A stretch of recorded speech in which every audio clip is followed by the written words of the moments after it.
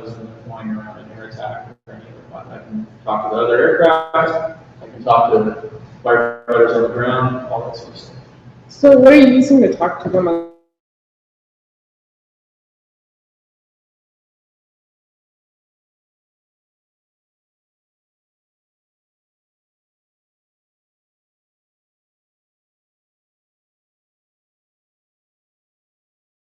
Doing that from the Yeah, GCS, you just hit a button and it recalibrates the sensor. So you think about this, you know,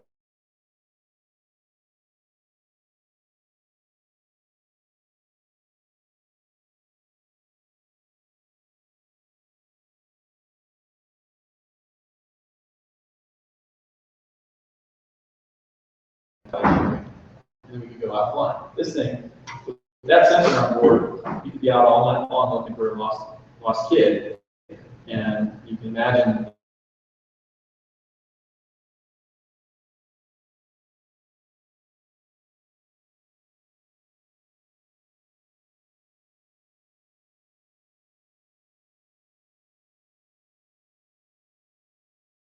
It took us some time to figure this out, so I don't want to pretend like they were able to punch this out, spit it out right away. It took them a few days after we were done. But they kept playing with the data, so they turned it into an ortho, and then they identified areas that were burned, and then they crossed that with slope to try and determine erosion. Probably going to talk about that.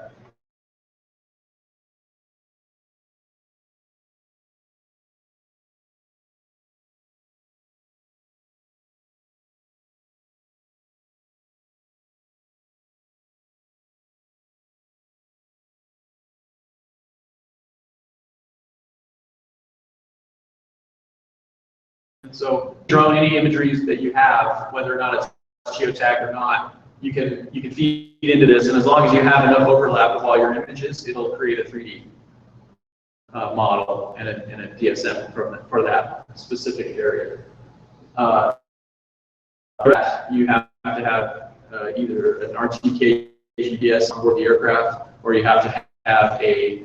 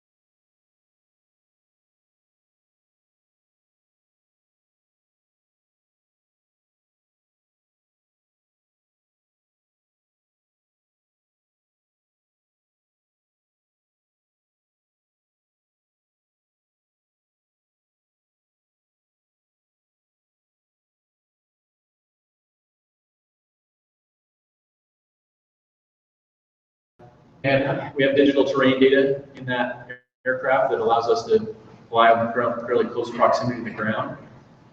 One of the challenges was they only had 60-meter resolution DTED in there. I don't know why they had such low, but really we need that because we were trying to drop water over the top of a peak on the backside, and the aircraft was like, you know, it had a terrain data point here and a terrain data point here, but it was missing the terrain data point at the high point. So it was trying to fly in, and the safety pilot that was on board was like, "What are you guys trying to kill me?" And it's because their DTED wasn't high enough resolution, 100 DTED 0, which one of the challenges they had, it uses a radar altimeter to determine its height above the ground. If we were carrying certain payloads, it would bounce off the payload, which would then send the helicopter into a climb about too close to the ground. You'd be sitting like, where are they going?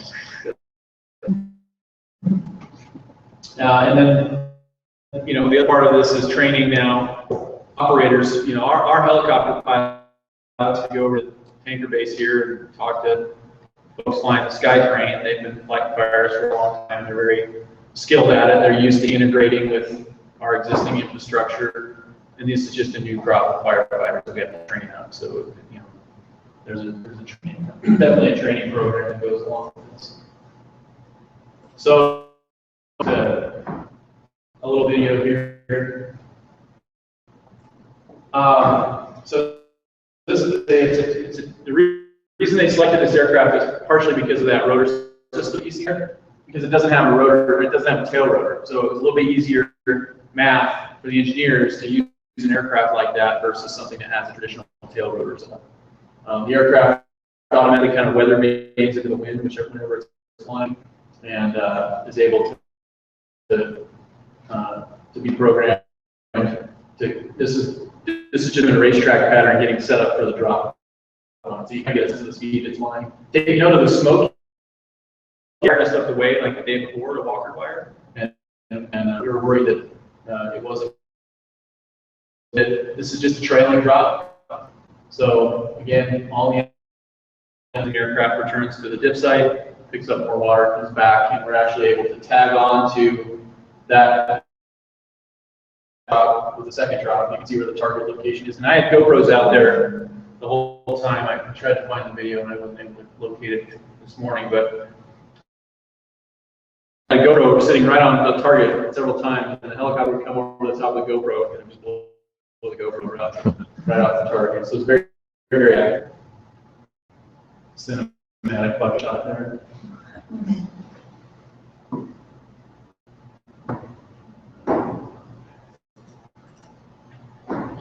This is delivering cargo, so we're able to deliver 4 different cargo loads with that carousel hook. So it's got a square frame, it's got 4 loads hanging on, and it'll go and drop 4 different loads to 4 different locations, and come back, or retrieve 4 different loads.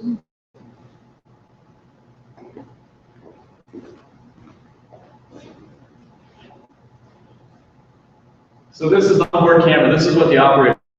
You're seeing when we start, pay attention to, there's a boat over here in the reservoir, and then see this white strip here was our previous drop spot. So we're tagging on and extending an existing wireline drop. And then if you notice the mountains in the background, watch when the camera tap close between the EO and the IR, and you can guys get a sense of the capability of that sensor. This is the West Cam ball that's on this aircraft, and the target is slewed to the drops of the target. The crosshairs are slewed to where we're trying to drop the water, and it actually cuts out right when they release the water. You'll get a good sense of some of the capability.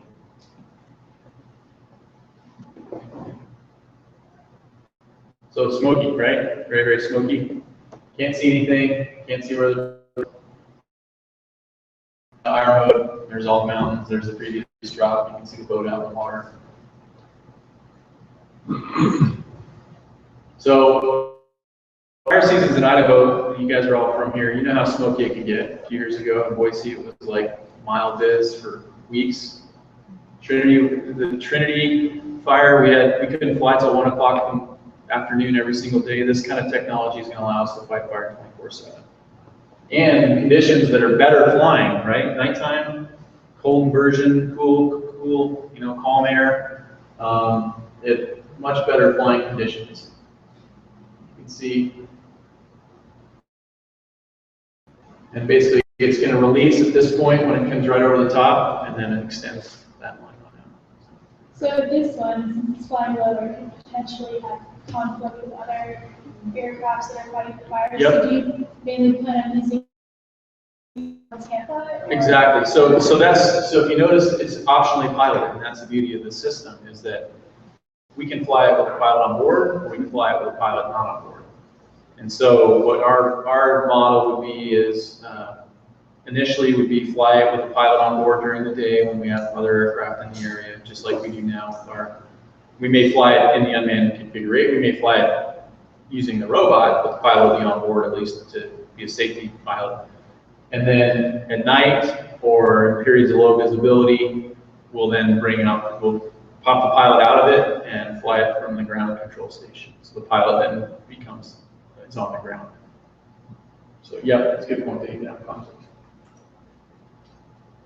All right, so I'll talk a little bit about where we're at, and then I'll show a couple more pieces of video, and then we can open it up for any other discussion, questions you guys might have about what we're doing. So we're trying to increase what we did last year, and what we have done as a result of our successful test last year is we're putting out solicitation for contracts for the reconnaissance aircraft. We're still chasing down, trying to get funding and stuff for the helicopter, and so that's an ongoing program. But the BLM is a proponent for these contracts. We're going to put out solicitation, award the contracts. I don't know that we're going to get any flying done during this season. However, by next fire season, or we go down to Florida or Texas, we're aircraft out and use them now as a contract resource like any other helicopter airplane that we use for firefighting. Improving our workflows, that's one of the big challenges is, traditionally you had aviation and then you had GIS, and your kind of interaction was either the IR plane would go over and deliver data to the folks at the GIS unit, or a GIS specialist would come out, get in the helicopter and go fly the perimeter of the fire and then go back and use that track log and map to make a perimeter. Now we have this whole new category of technology that really combines both. So, the aviation folks don't have the skill set necessarily to do the mapping that needs to be done, and the GIS side of the house doesn't necessarily have the skill set to do all the deconfliction and airspace management that needs to be done. So it's going to take a real combination of both worlds in order to make this successful as time goes on. And we need to compare, and we need to determine if we're getting value for our money, right? These things aren't cheap, the bigger systems especially. So if all of a sudden it becomes more cost effective to use a manned aircraft platform, that's probably what we should do. And so, we have to take a real honest look at, we don't want to just add another aircraft to the airspace. Can we put new sensors on board the aircraft we already have? Forest Service has got the AFUE aircraft. They're doing a big study on retardant effectiveness, but every fire has an airplane over it almost all the time, especially. So I think we should be doing a lot more in terms of downlinking video and using the existing platforms we have to mount sensors on them, because I think we're way behind the power curve in terms of providing situational awareness tools to firefighters. And I can say as a fire guy in my whole career, we're just a very technology-averse group, and change is hard for this group.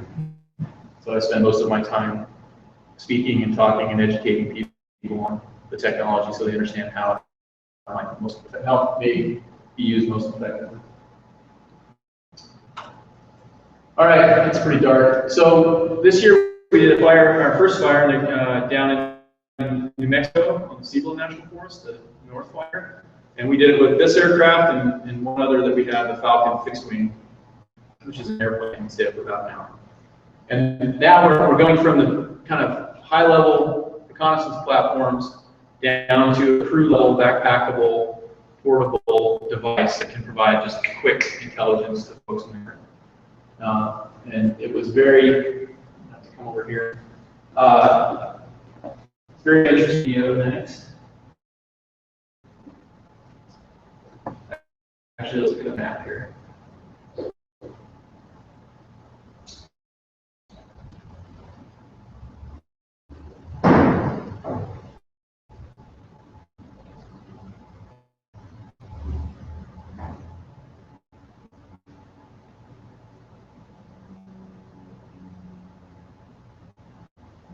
See that. So what's interesting here is this is just a small map that was created using the Solo.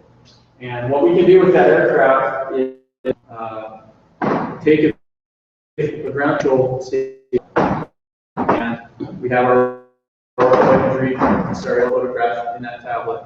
And I can circle the area on the map with my finger that I want the aircraft to collect.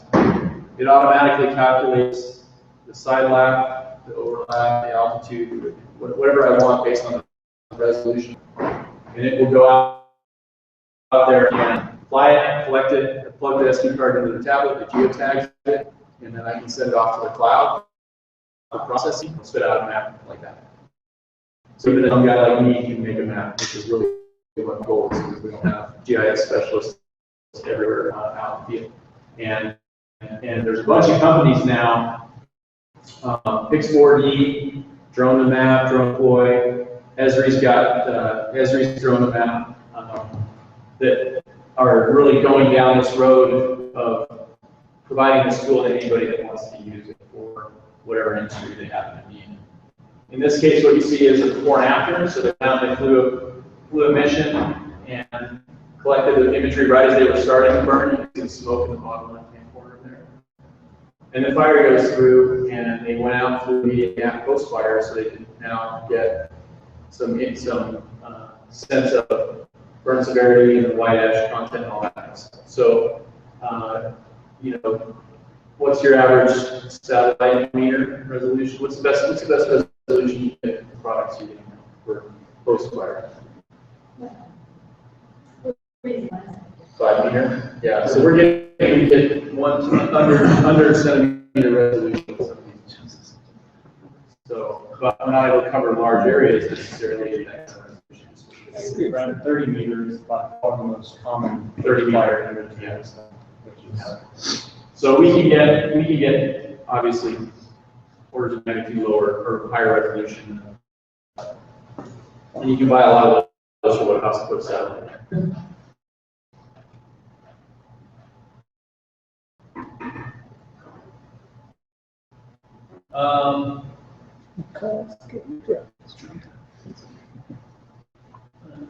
So one of the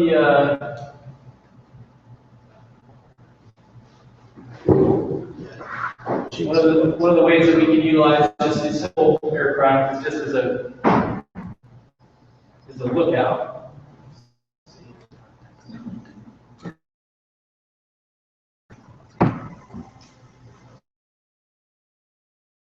Kind of dark, but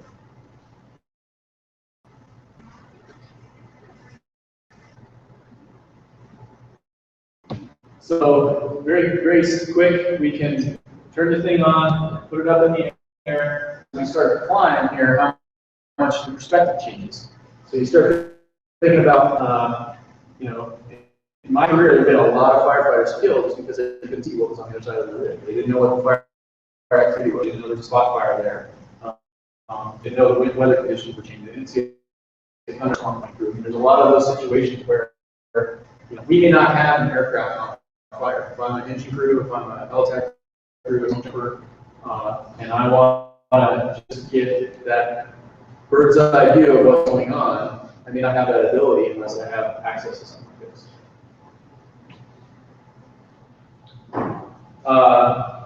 These things are capable. We've had them out as far as a mile. We can go. We're limited right now to 1,200 feet, unless we're in a TFR. I'm thinking we can probably get 2 or 3 miles out of them. You know, we can go much higher. We were at Yosemite flying last week from a search and rescue perspective, and we're looking at things like flying up the face of El Capitan to deliver a radio to a stranded climber, so we can talk more. You know, fly right up and assess the injuries. You know, how is somebody really severely injured, or is it something we can wait for a little while before we go pluck that person off the wall? You can see it's, you know, it just gives a firefighter a whole lot better perspective than you're ever going to get if you're on the ground. And I can tell you, driving, I mean, an engine to go to a new fire, especially in a place where there's like a lot of pinyon juniper or consistent canopy, to have a tool like this is just going to be a force multiplier. This thing's got a bunch of different functionalities that'll follow you around, so you can park it up above you and then drive your car down the road, and it'll just follow you down the road until the battery goes dead and you can land. We can go out, like I said, a bunch of different mapping missions. We got, it's not just the GoPro, so there's only, it's a UX10 camera that will be payload for us. We have a thermal air camera we can put on it. There's a Ricoh GR camera that has an intervalometer on it that we can actually get really good resolution imagery from. So our biggest limiting factor with this platform is payload rate, capacity, and battery. You're only going to get 10, 12, 15 minutes operation of this thing before you have to bring it back. Good news is you land it, we'll pop a new battery and you're up and flying. And that's this one right here? Yep. I'll show you. 4,000 bucks. Whole summer for John. Another piece here. So this is kind of cool little snippet of video because you can get a sense of how fast, so that they're going to go watch this burnout operation. I think they waited till the flames got big to launch this. That's what I would have done. But they start with aircraft and they immediately head for their area of interest further. So what they're doing is conducting a burnout operation. They're burning from that ridge down into the valley, and where that individual in the lower left is standing, they're going to bring fire across. And you know, on the ground, they can see pretty good in this environment because it's pretty open, but it just gives you so much more perspective. They're doing what we call a 3-2-1 pattern, where the inside burner that you can see right here is lighting down the hill, and then the other two follow that person up, so you're not running fire at somebody that's in front of you. And you can tell, yep, fire is drawing in perfectly and staying on the hand line that they have there. And you know, boss, the IC, whomever, can just sit there and monitor what's going on and make sure everything's looking fine. We can pop over the other side and see if we're generating spot fires, things that you would not be able to see from where they are on the ground. So pretty powerful tool with those. Once we crack the code on battery technology, you know, sky's the limit really. We do have systems where we can tether this thing and put it up 200 or 300 feet into on a tether and then put power to it, and it'll just sit there for theoretically forever until something fails. So how much does that unit weigh, and how much does the batteries weigh? So it's about 5 pounds. The battery's in it right now. The battery's on the top. You guys can pass it around. Just grab it by the legs or grab it in the middle. Oops. Great quiet. That's all I'm saying. So if it runs out of battery, it can start coming back to where it started. Yeah, so this thing is designed for the consumer. Okay, so it's designed for the average person that's never done anything in their life to take it out of the box and do some basic, literally watch a video on your tablet and go fly. So it has a bunch of built-in safety features. It swaps at you when you hit 25% battery. It says, hey, you should start coming and think about lamps. And then you hit 20%, it swaps at you, and you get 50%, it just comes home. You can override it, but so, and then at like 7 or 8%, it just comes down and lands wherever it happens. So it's trying to protect itself from you at all times. So if you follow the checklist and adhere to what the built-in controls, it'll take really good care of it. Do you ever have problems with birds attacking it? We have not had a bird attack one of ours. I've had in our airplanes. A couple years ago, we were flying out at the Orchard training area, which is southeast of Boise there, and I had a hawk take a couple of dives at the airplane. We just came back and did it. We've had a lot of them sort of follow it around, watch it, but we haven't had one actually make contact, but it will happen because one of the missions we're interested in the birds of prey area is egg counts in eagles' nests. And eagles don't like you to be around their eggs. So there's actually a scientist we work with that has a strategy for how to get your drone and fly up under the nest until the bird flushes. If you run up to your picture, go hide it. It'll knock you out of the sky. You can see the progress they made, bringing the fire across.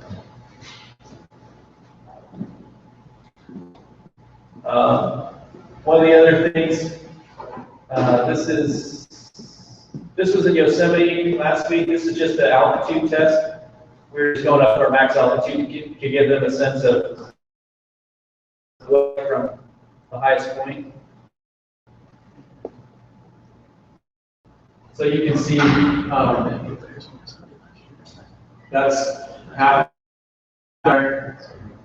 We didn't fly right up to the valley. That's El Capitan. You can see right in front. But from 1,200 feet, you can see a lot of stuff. A lot of stuff. You're down in the ground, on the ground, and you want to see what's coming around you, especially in a wildfire situation, any other natural disaster. You can see a lot of stuff. We're looking at now getting into virtual reality goggles that we can wear and actually fly really close proximity to various things, especially in that search and rescue component.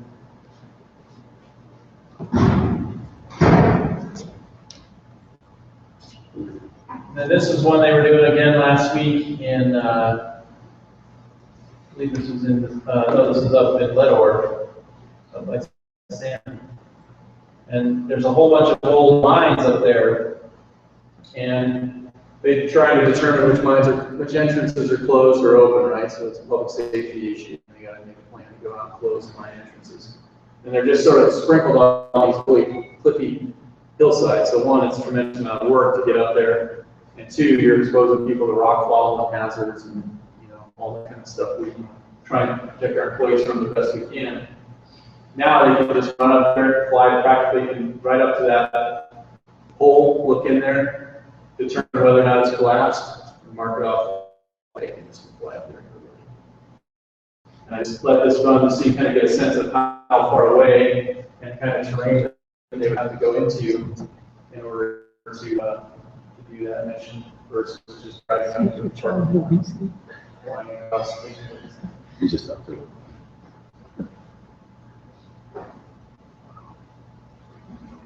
And that's all it takes to bring it back in there. Pretty cool. So, how much does the battery cost? I mean, do you have replacement batteries? Yeah, so like I said, all-in cost for this system paying is $4,200. That includes 4 batteries, the charger, the hand controller, the tablet computer that you use to do your flight planning and geotag your images. Then there's a subscription service if you want to use the cloud computing side of it. We're still for the feds, right? We have a bazillion rules on IT, so we're still. I'm working through our OCIO in DC to go through the approval to use the cloud. What we'll probably end up, using is Esri. Since we have an enterprise license with Esri now, we can hopefully bolt on their software and use their cloud processing. So 4 batteries, 6 batteries is probably preferable if you're going to be operating a lot. So if you set up a vehicle with your mobile charging station, if you have 6 batteries, you can kind of run more or less round the clock. And the way I see this really being used a lot is that, I haven't done a lot of survey work, but if you had a survey crew that was going out and trying to collect imagery or plots or something like that, if you had a crew of 4, and they each had one of these, you could cover quite a lot of ground. So we're looking at, our stays up for like an hour and takes a lot of really good images. But it's a lot more complex, it takes a lot more time to set up, and we can take 4 or 5 individuals, give them one of these, and let them go collect their own data in a quadrant somewhere, and then process it all together, and you get the same product. Has it never come back? No, not gone. We've lost 1 aircraft in the 10 years I've been involved in the program, and we know where it is. It's at the top of like a 350-foot tall tree in Washington. But no, these things are remarkably resilient. I stuck them into the ground. Up in Mackey, doing it. If you guys have ever been to Mackey, there's the earthquake fault up by Fort Peak. And we were doing a mission with USGS over there trying to map that fault. And I just fat fingered the flight planning and stuck it at the hillside. Broke all 4 propellers, and that was the only damage. $28, and I was back on the plane.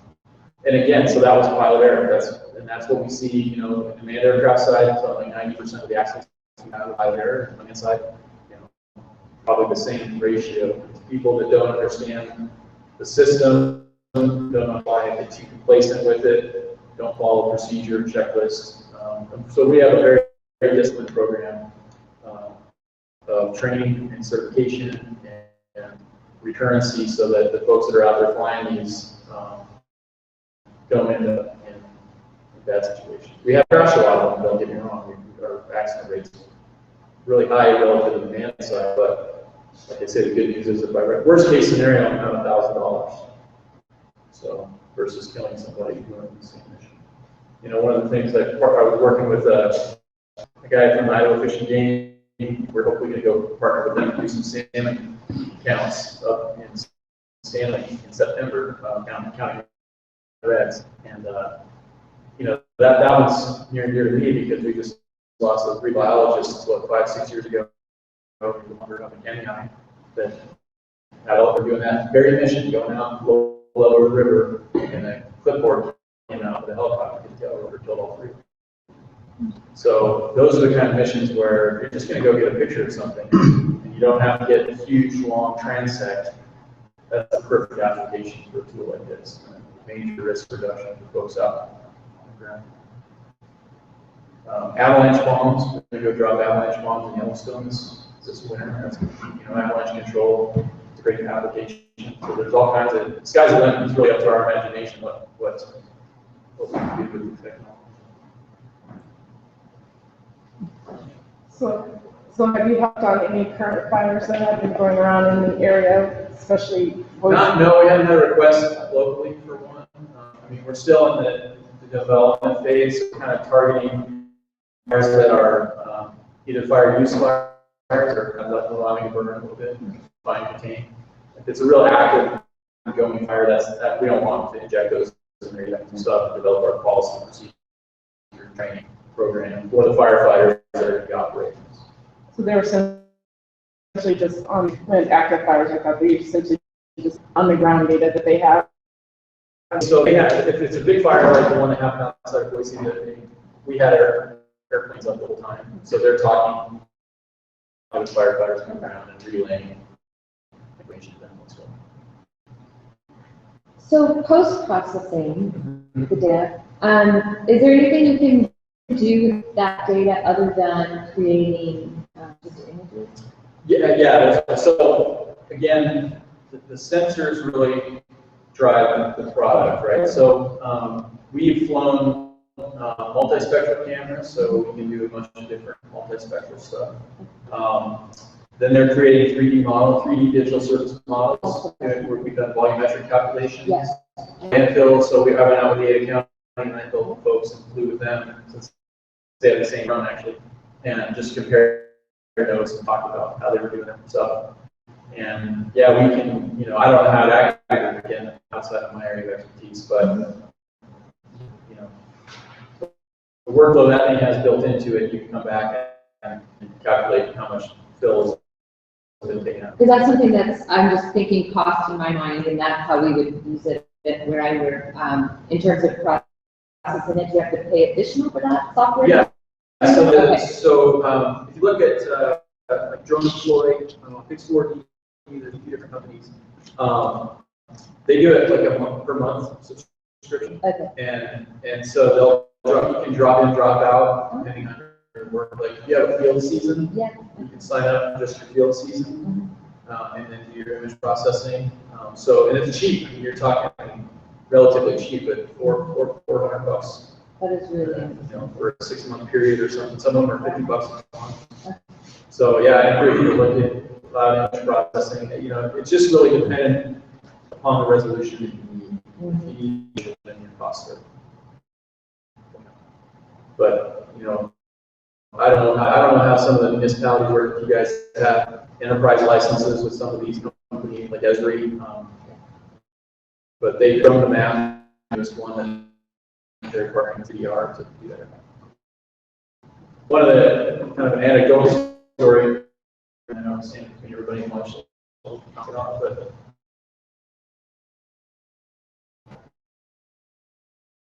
you know, the market of these things. Phantom, great aircraft. I don't want to fly it for my own purposes. The problem, the challenge is the federal government, and some of my colleagues, is that, or after we told them, is that the telemetry information that comes into that aircraft is saved in the log file. And DJI will automatically collect that telemetry information. Well, the telemetry tells you when, where, how high, angles, what you know. It's not imagery per se, but it's telemetry information. So DJI products, and they're flying Alamos National Lab, at the San Diego Weapons Laboratory, places that, and DJI, I mentioned at the beginning, is a company that's based in China. And so we have intentionally not purchased those aircraft because of that telemetry issue, which is published right in their licensing agreement. And when I was on a teleconference with their director of aviation a few weeks ago, he literally said, "Holy crap, like, I gotta shut this thing down." So it caused a big storm. They're great aircraft. If I wasn't a federal agency, representative, I would certainly use them as one of my potential vendors, but you can't do that. This one, it's an opt-in, so if they need telemetry information, we have to send it. So if you are ever involved in flying a census site, that's one of the things you can keep track of. Is okay, it's a piece of IT equipment as well as an aircraft. So how's it firewall? How's it protected? We have a lot of issues around privacy, and you guys will too if you're a public servant. That thing flying over somebody's house in downtown Boise. And so we have a privacy policy. We don't collect any PII. We don't collect any private data with our aircraft unless we have an authorized use of law enforcement mission for rescue. We may have some PII items in there, but then we have to manage that data in accordance with federal policy. Also, you got to think about the security. That is one thing. Is it password protected? We're going to be doing search and rescue with these at Grand Canyon, and if somebody jumps over the edge and commits suicide, and I'm going down to verify that they're deceased, I don't want CNN poaching my signal and putting it up on the Flagstaff television, right?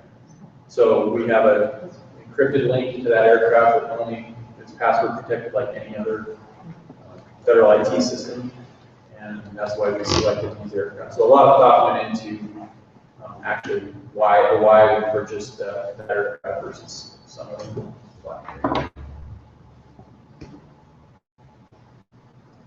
Questions? Get started. The new FAA Part 107, and you can Google the FAA Aircraft Integration Office, and that website's a great place to start understanding from a user's point of view our GIS program, because you can get right into this. The cops went out and bought a helicopter, and they're like, "Yeah, we're going to fly." And they didn't do any sort of PR, and they just killed their program before they even got to fly. Could you say that's a place to go look at? It's the FAA UAS office, and the regulation that's coming out in August is 107. Got that part. Yeah, and so the FAR, it's part 107 to CFR 14, which is the aviation federal regulation. All right, well, thank you. Thanks, Brad. All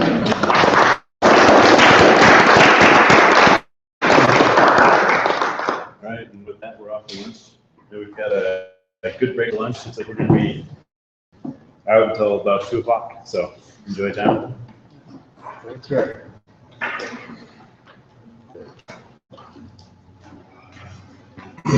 Brad Quayle, DRSAC. I'm just supposed to do in the jail 2 days. So. Not to keep I know, we wouldn't do something like Trust me, that. I gave it time. Come out here. Yeah, probably. Come sit. Way too well.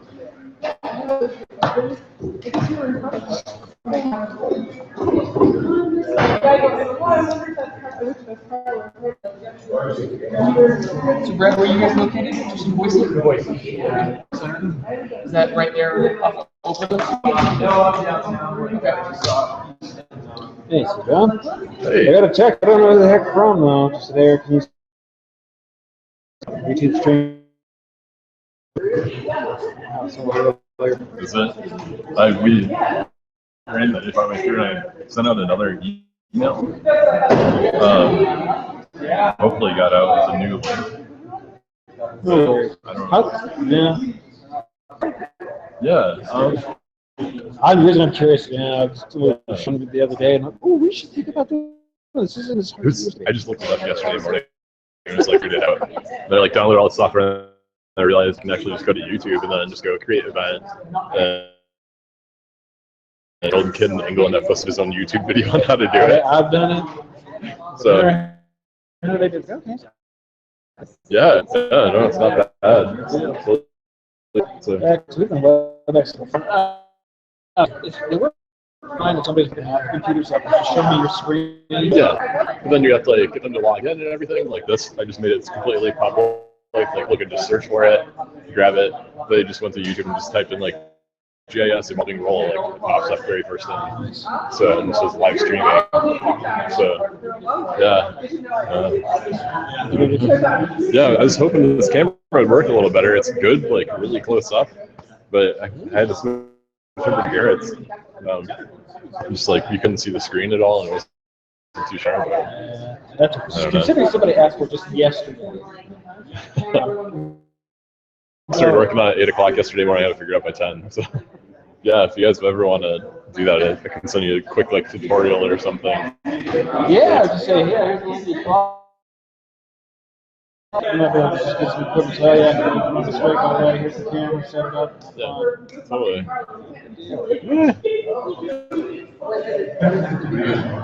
Yeah, this is enough. Second email on the link for my personal email because my work email goes through our server at work, just down. So I was like, log back in. So I might get 2 email blasts later.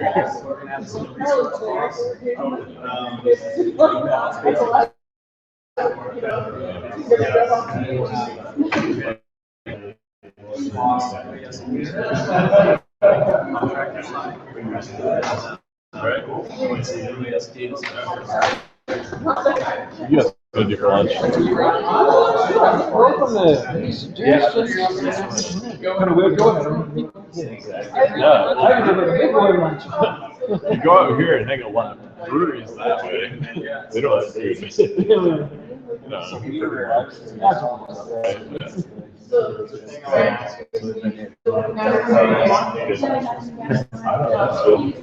We have.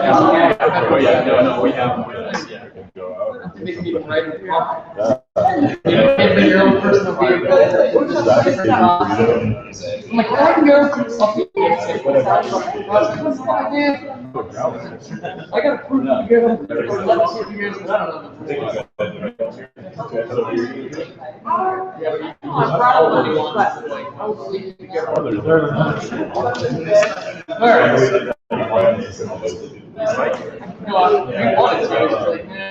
I'd rather go right now. So you got your. So we have friends down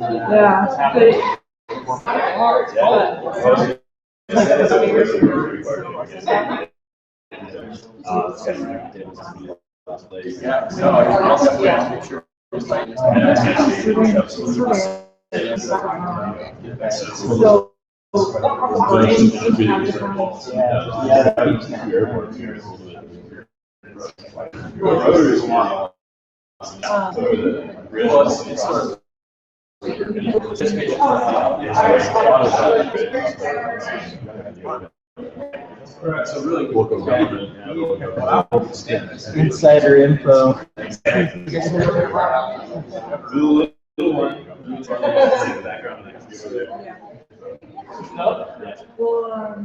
Split the cost of one of those. Yeah, David said, he's like, Go in here. this is That's that was $4,000 to train. It's like $3,000. So, I mean, Yeah. that's what it was. Yeah, it's like a training day. The graphics driver, like, really? You have to update now? I know, well, I reinstalled the operating system a little bit ago. Dang, get out of your way. All of a sudden. Yeah, But, I think our area quote was like 7 grand, so. yeah, that's cheaper. Still, And we can Yeah, so that's a little continue one. monitoring, but How old is she? when I said that I was She's gonna go. four. She's already the playing hockey? GPS Oh, yeah. That you guys have. She's pretty the- funny. She's pretty attentive on the John skates, Russell just was a little like, oh, shaky no, we leg. can Right. But, she's Yeah, that's awesome. So, What about the older one? She's She's not into allowed to do hockey? that. she's pretty timid. Yeah. So we're just letting her do it on her own thing. She's I don't, is your wife timid? I don't see any of your kids being like super timid. She's not too into the whole hockey thing either, But but she grew up in what, Minnesota? yeah, exactly. She Jake's said a she was hockey never player. going to marry a hockey player. Yeah. You're like, it's all right, I'm not. I just play. I was still around, but now it's about something else. Something wildfire. You guys want to go get some of it? Was not very. Where are you going? I was thinking stacks. Really type something in there. I minimized some stuff. I think you're still open. Oh, thanks. Yeah,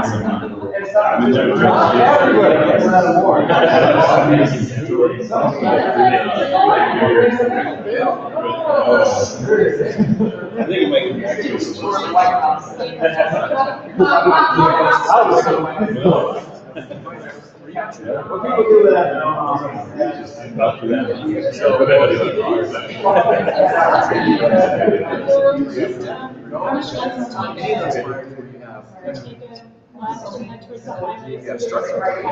So this thing, slide down smoothly, and you can drive, and I can fly, or vice versa. I can just slowly fly over top of every structure. Going down the road to know whether or not it's got. Please don't, my thoughts will be like, don't hate me. One flight back. Okay, no, you're fine. I didn't know your computer professional. I know, one, it's supposed to be Yeah. my hardest thing I have to do. Is, you know, in fire, it's like,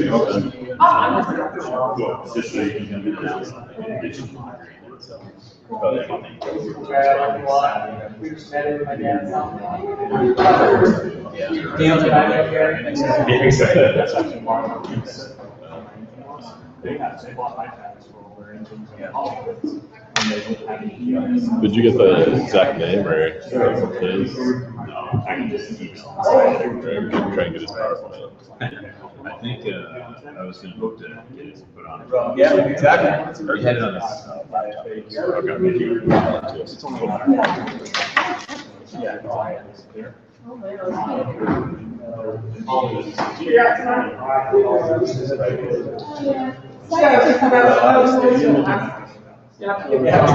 Midnight, right? I thought it was all amazing. No, we're back.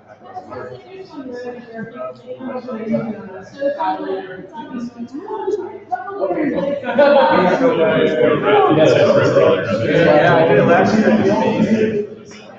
Just texted me during your.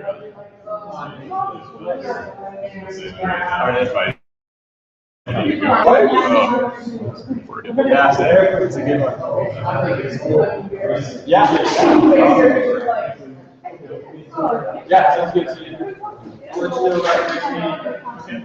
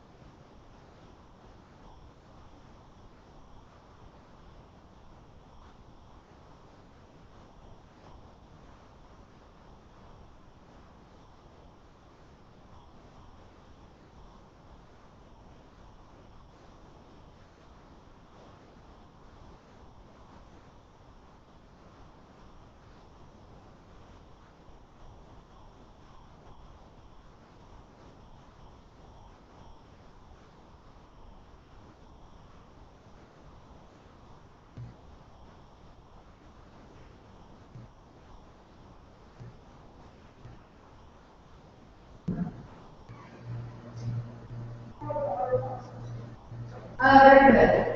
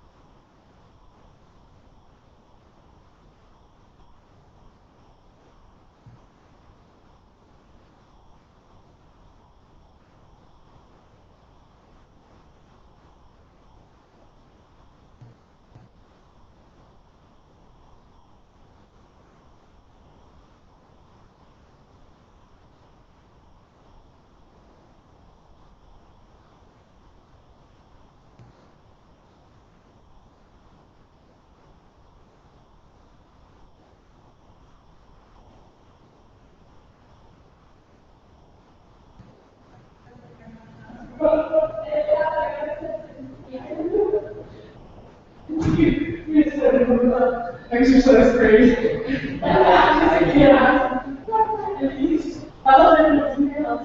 See how many sections.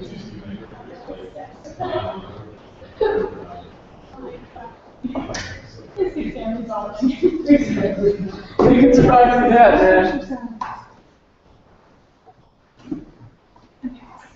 Look at you guys branching out and almost sitting by someone else. I'm just kidding. Would be a good practice room. It would be. We can all stand around and tell you, but. Yeah. It is high school. Boo, GIS, boo. Just where you went this way. They totally were not. Say, how's my high school? It's totally, yeah, it's totally different. You There's graduated like, one time ago? 2005. Freddie graduated. Graduated 2010. Yeah, I graduated college.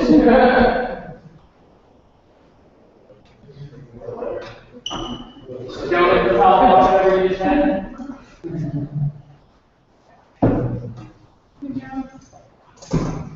You guys didn't throw in the towel and say, I haven't actually seen it yet. You've been immortalized. Northern Iowa down here.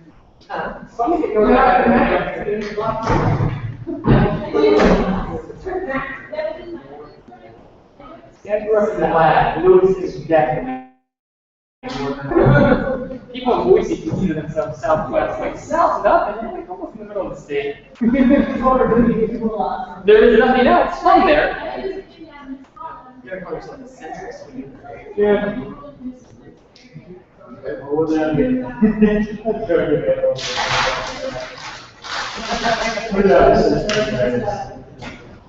Oh, yes, exactly. I like it. What do you think about it?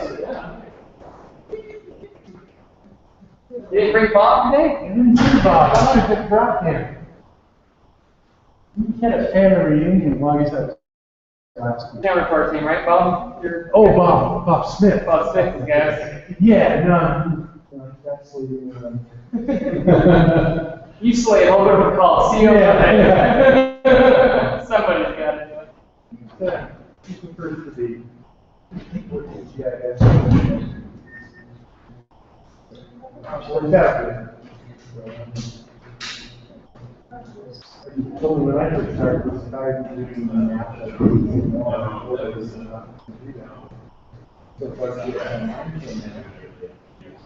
You can.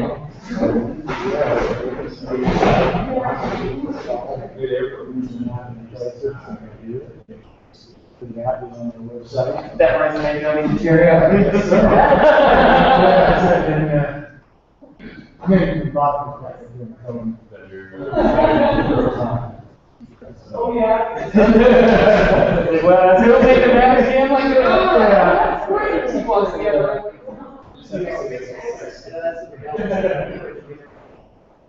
About the data.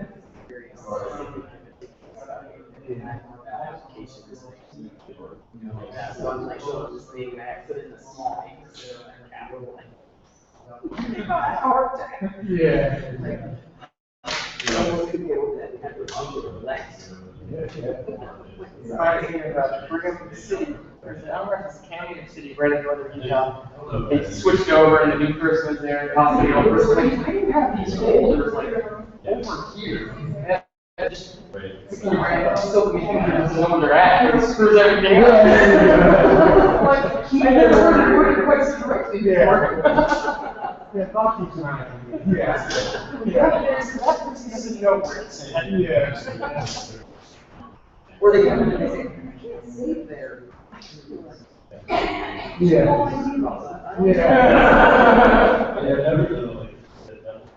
My advantage is I know what it was.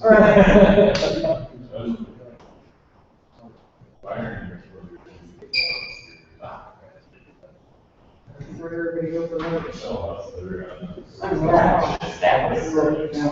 Oh, there's one that just opened up and listened. The STAX. I'm glad that it's not over. Oh, yeah. That regular was what I could. Like 5, 6 years ago, when Wendy development went from like a small to a medium was now the normal. Like, oh, do you want to update it? Yeah. No, I think you don't want to medium. And what did I order? Yeah. What did you guys make that switch? Medium. Yeah. I think there are meetings that go in and I had like a, I have small groups, that one of those volumes, the meeting and stuff. It was probably almost the size of that coffee shop. Yeah, one of those. It was a, yeah, and I think the ladies wanted to get a store.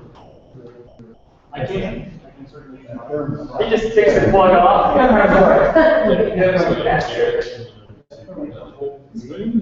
Except for all this February.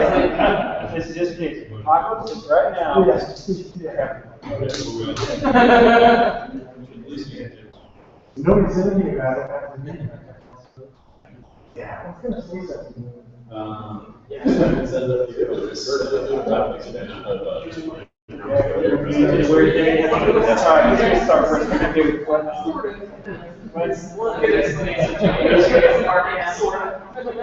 Wrong.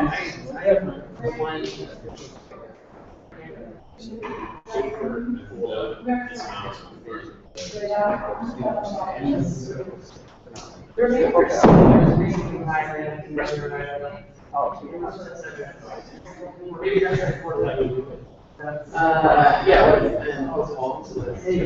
saw it come across the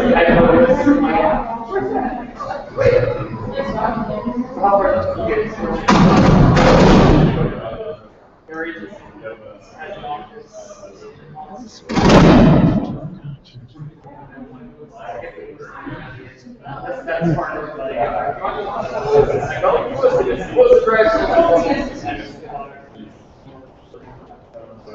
So do you guys, okay, so you work with, No, not really. So we have 29 for the offices throughout the state, and I am the state GIS specialist. So I work for county offices. And the county offices usually have anywhere from 2 to maybe 4-ish employees. That's the average. And then they work for us. The farmers down, so this is what you're deal entry. And then I support the county office when it won't work. well, one of the interesting things that I her husband just started a job.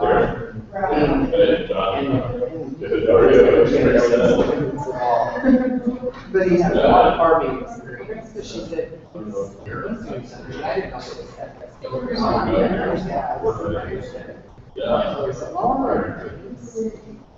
Right. But most of the stuff we do at FSA, and all the county offices we did, it's really taken away a lot of the buttons. And we have a customized version of our map that, and even that, for most of the stuff where they're actually running farms, they actually have a web-based application now. National layer, CDU, whatever. They all have the same one. It's all web available. So, I mean, still GIS, but even most of the stuff they do now, that's the more. Well, they still have our map, and they can stuff with That's kind of the way we're going.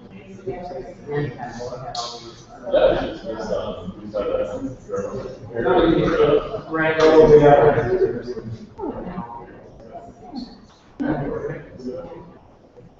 Yeah, we had I worked for the city of Greeley out in Colorado. We just moved to an enterprise license. Before we had to have a special application, because we're on and tell you which licenses were available. So you could like, hey, oh, I need that, I need to be able to knock it out. Yeah, we're not an enterprise.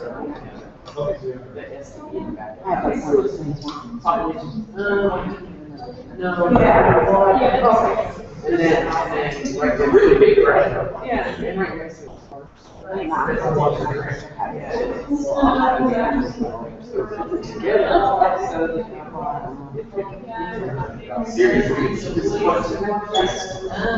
I don't think so. You know how long I've been here? Yeah, that'd be hard. It would be nice.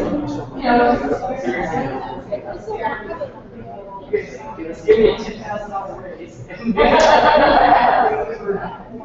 Make sure that happens for you. I can't do I can't for you.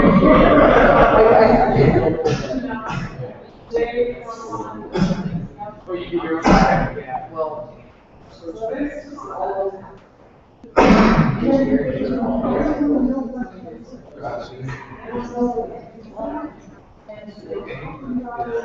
Where's your time? Okay. Yeah, I think my.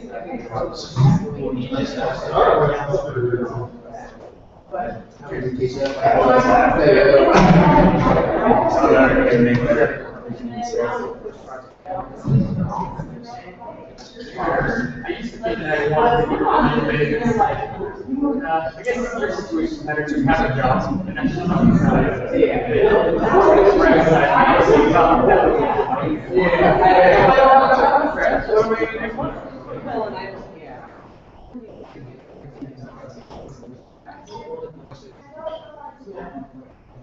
If I were to go, I think that I would. Small. Yeah. One of my friends said that for a lot of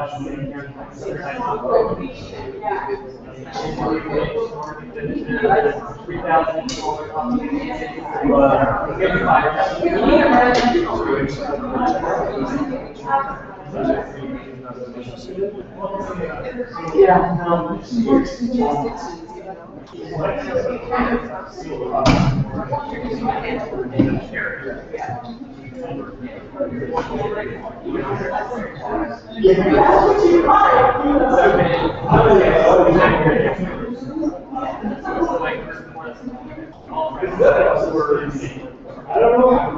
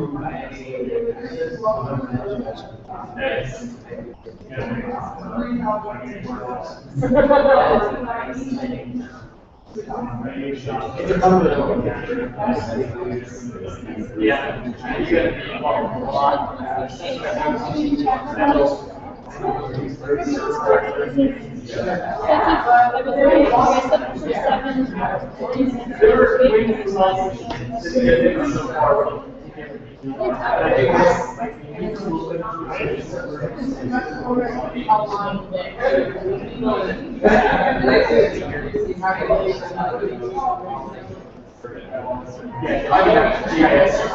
Yeah, so I see history server. I actually.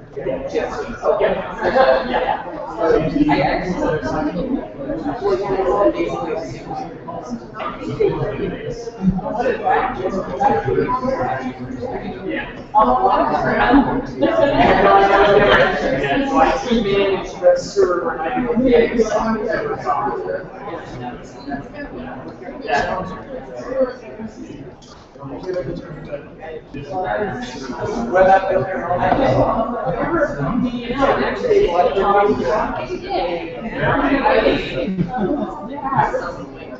That was a good time. I will let you chat it up. Program extraordinary. Sure, otherwise.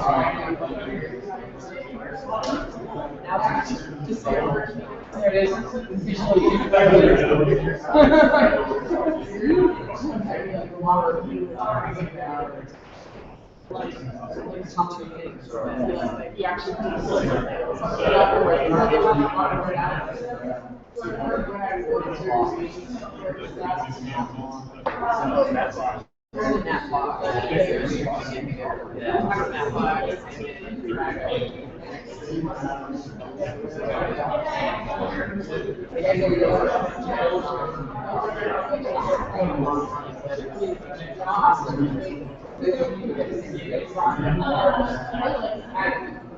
it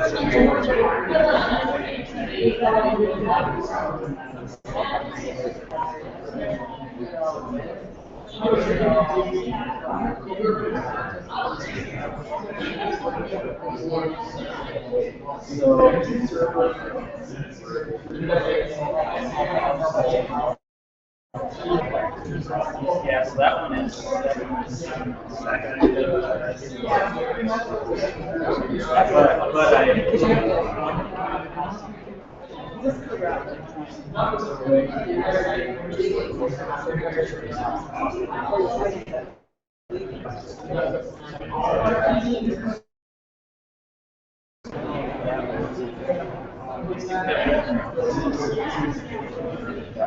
yeah, really.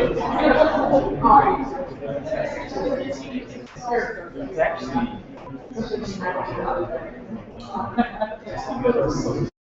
What are you doing, Charlie? You messing up? What? What'd you do? Don't look. Alright, stop watching.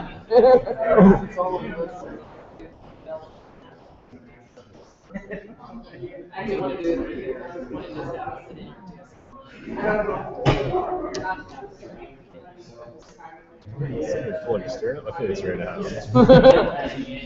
Where you guys streaming this out to? It's on YouTube Live. It's just on YouTube had a live. Yeah. It was in beta. You can create an event, and you don't have to download. Tell if anybody's on. Yeah. Most of you have had 7 people so far. And we lost in sound, so I just sent out a new link. Hey, 7 people, that's still good. Oh, we got 5 people looking at me right now. This is my face. How's that new Meadow Street game? Great. Got my house on the market. Are you selling it? Yeah. You just bought that not too long ago. 2 years ago, so now capital gains. I don't know. Nice, that's gone up a lot in value. Good for you. Where are you going to move to? You in the fall or? Probably look for another foreclosure. You fix it up? Yeah. Make it roll. Hey, Rent that means works. everything. Cool, good for you. It's beautiful over there. I prefer it. Yeah. A little bit warmer. Is it warm? Yeah. Nice. It's only 1,500 feet more. Really? No. I didn't know it was that much more. Yeah. I just drive through it on my way to Lewis. Yeah. When I do trainings up there and stuff. So we'll drive through the Meadows. Serious stop by at the AMW. Yep. It's about the only place. The pizza place, like, we couldn't find people to work there, so we closed that. Really? For sale. Because they couldn't find people to work there? They had enough business, they just couldn't find people to work it? Actually, the Family Dollar just opened up last year. Like, went in there for the first time, and the supervisor pulling his boss, like, I got the manager job. He goes, yeah, you're the only one who didn't have a record. It's like, all right, there's a lot of truth to that. The only one that had a record. Hey, you remember one of the houses, or one of the buildings that was planted for that? I don't know how brave you are.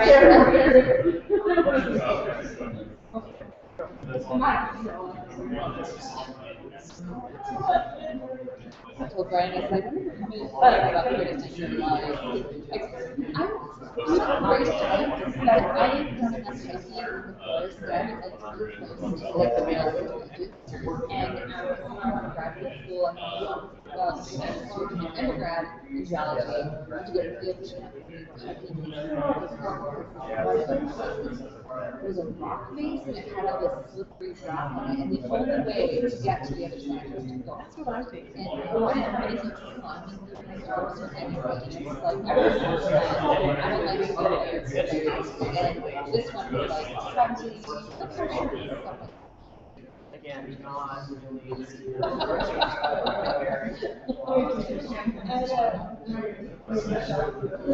and those are like with where they're going. Yes. Where they're going. Yeah. Oh, maybe, but I don't know. It's very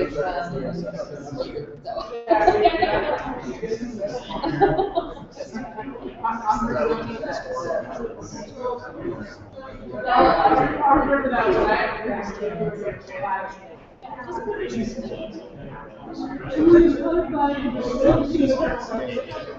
you take very similar to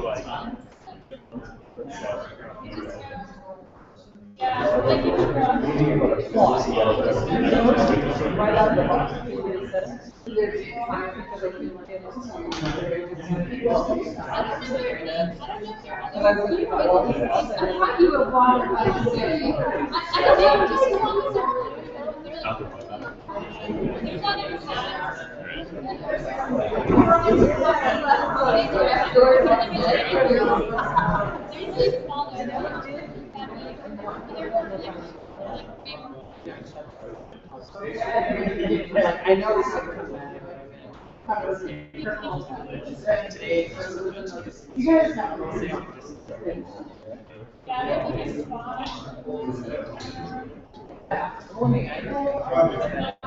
Still staring at you? They are. What is that guy gonna move? You figure there's probably like a certain number of people who just look at Google all day. Like that's where I got. I just follow it.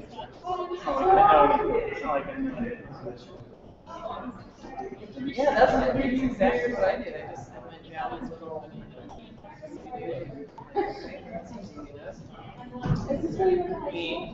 Okay, that's right. You're not gonna get the idea. I actually got that. And then so I said, it. same deal? Some of it is all that curious. You've been around? Oh, that's weird. Yeah.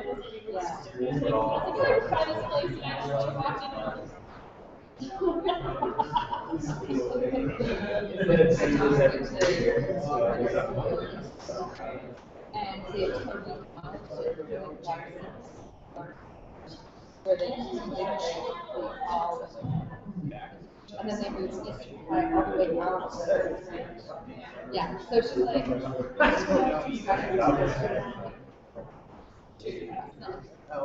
And every time she goes by, she's really indignant.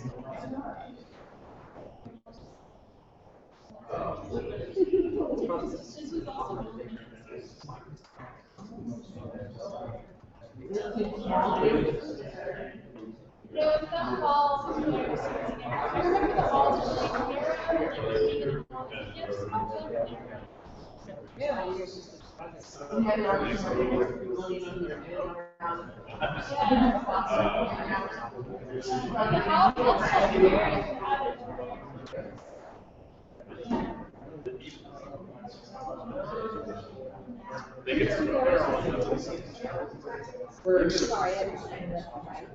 Oh, that happened. So that's Did your family So, My dad was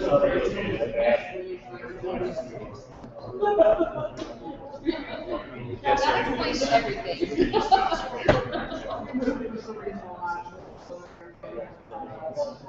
We wouldn't act. Alright guys, ready to get started for this afternoon?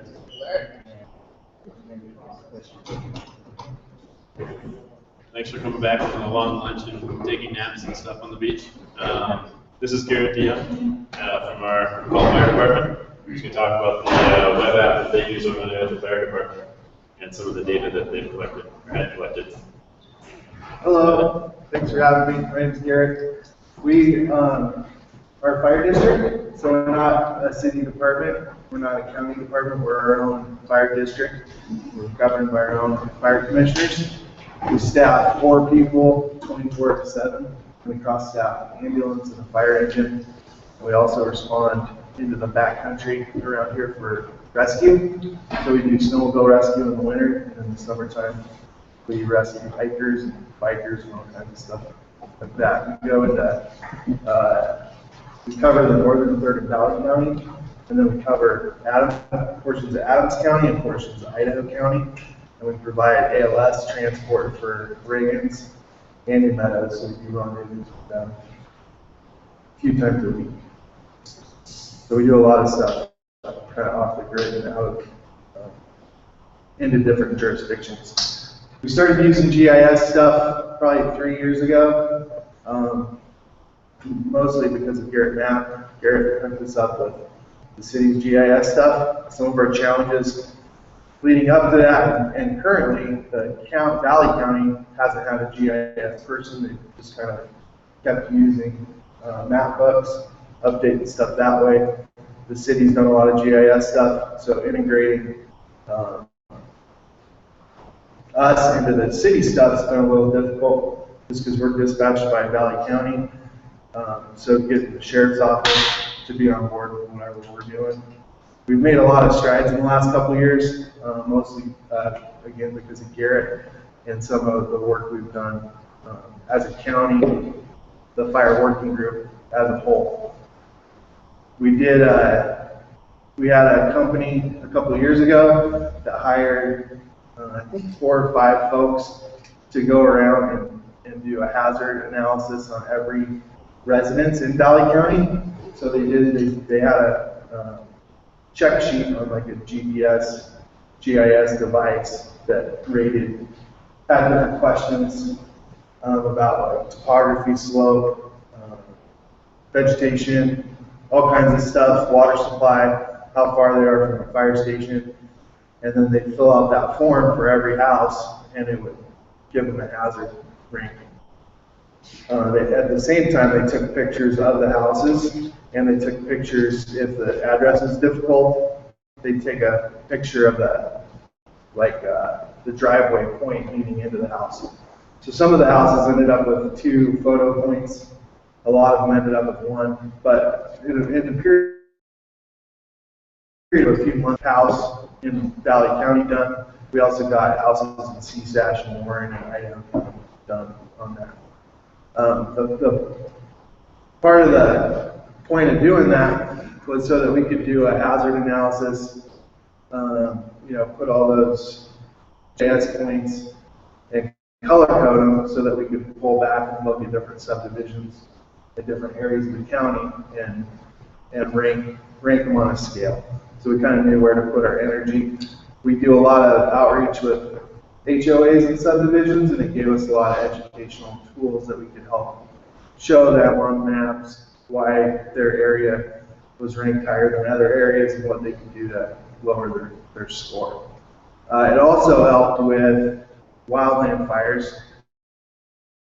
When we the fire that came into Tamarack ski resort a few years ago, when we start mobilizing units and ordering resources from other areas, we had to work out cost share agreements with the Forest Service. And doing this allowed us to know how many permanent residents we had, how many part-time residents, and be able to query that data pretty quick so we can work those cost share agreements out. A lot of that stuff is over my head. I just know kind of how it works, but we have administrators in the county that can query that data pretty quickly. We got that data transferred over to Garrett at the city, and Garrett overlaid it on a city map for us. So we use the web app that Garrett developed for us on our mobile units. We have a mobile unit in both of our main apparatus, and it's just a tablet. It's a tablet, but it's not an app tablet. It's a Windows 7 based tablet, so we can just use a lot more stuff on it. And we use that. We don't have it integrated with the county's CAD system, but if we get a call on our CAD and it gives us an address, we can pull up this map in app form and know where we're going. It gives us address layer, road layer, and then we have the hydrant layer show up, just auto populate, so we know where our water supplies are.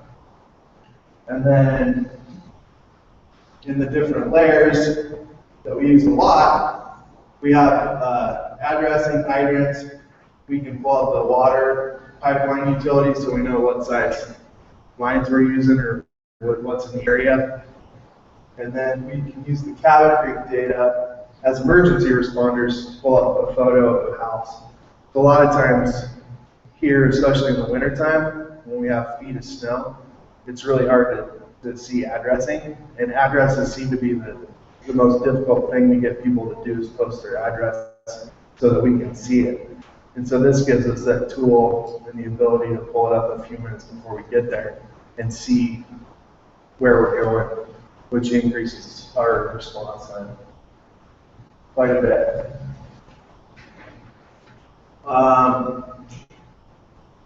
The other layer we've been working on, every time we get to meet with Garrett, we come up with more ideas, is floor plan layer. So a lot of the commercial properties, we can put a layer in for floor plan. So like this is Hotel McCall. You can pull up Hotel McCall and go to the floor plan. And if we're fighting a fire there or dealing with an incident there, it's super helpful to be able to pull that up quickly and know where we're going.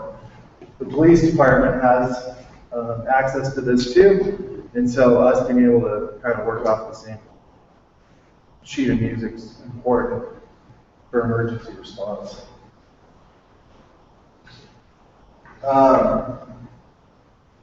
We're still getting used to it. Part of the problem is just educating people on its use, and it seems like we can train people in its use, but unless we keep up with it regularly, they kind of lose it. Seems like we have people that pick it up pretty quick, and then people that just need continuing training.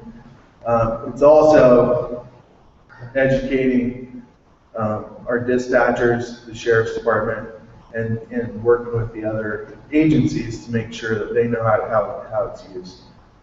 We use it a lot as well, and not so much, we can use this program if we have internet signal. If we don't, then we lose it. So we've been trying to work on putting the different layers into Adobe Maps so we can use it offline. Right now we use an app called GIS, so we can add that topo map layer onto where we're going. A lot of times we'll get coordinates coming in, the spot devices, a lot of people are using them now, especially in our backcountry. And just as an example, somebody will activate their spot device. It'll go to Idaho County Dispatch in Grangeville in decimal degrees. They'll call Valley, and then they'll plot it on their map. They'll call Valley County Dispatch and give them degrees, minutes, seconds location. And then we'll get dispatched for an Idaho County response, and they'll just read us some random GPS coordinates. And so our first thing is getting to the bottom of what those GPS coordinates came in as, so we can get an accurate spot on the map. And a lot of times people will say, hey, this is where, we went in, anybody that's familiar with this area, we went in Boulder Lake, and we're hiking to Louis Lake, and we're lost somewhere around Louis Lake. We get their GPS coordinates, sit down at the station while we have guys responding out there, and find out they're 5 miles south, and it's quicker for us to go in Patty Flat or Cold Fork. So it's really important to us that we get the GPS coordinates right and accurate and plotted on a map, because a lot of our folks are familiar with them from being backcountry folks that use them a lot, but a lot of times different dispatchers and the sheriff's department and stuff don't understand the difference between GPS coordinates. Not sure how applicable that is to GIS, but Totally. It is. Yeah. This is a real problem. it's a real problem. Yeah. In the wildfire world, Yeah, sounds like you're seeing yeah, it's a big probably time. the issue. Yeah, we caught one last year that had been plotted on West Mountain, and it was in Idaho County. Oh. I mean, completely opposite area, and it was a snowmobiler that had gone off about a 250-foot cliff.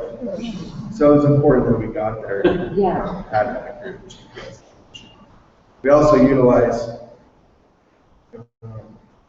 2 different air ambulances out of the Valley Lifeline Network, Air St. Luke's, that operate independently. And then we've been using 2 Bear Air, a rescue helicopter out of Montana. They're privately funded and will come up here for free, but it's gets complicated dealing with all those agencies, especially when we're transmitting GPS coordinates from agency to agency.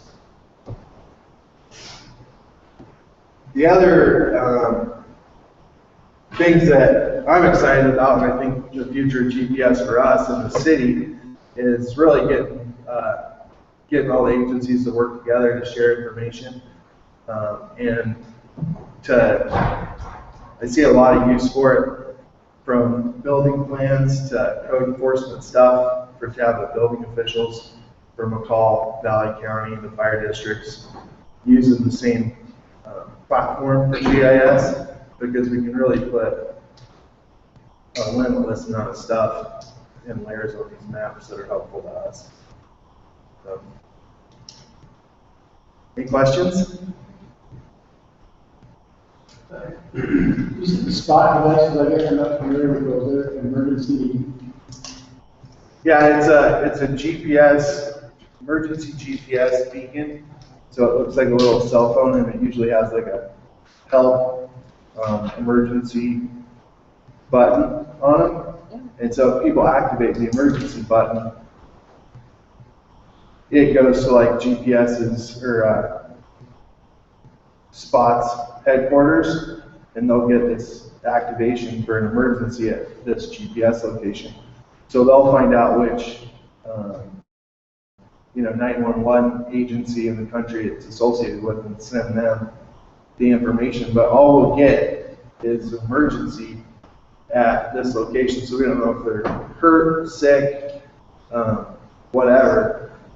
And the counties have been having a hard time learning how to deal with it. A lot of the stuff we've gotten activated to is in the wilderness, in the Frank Church wilderness, and it's just like how many resources do you mobilize when you don't know what's going on.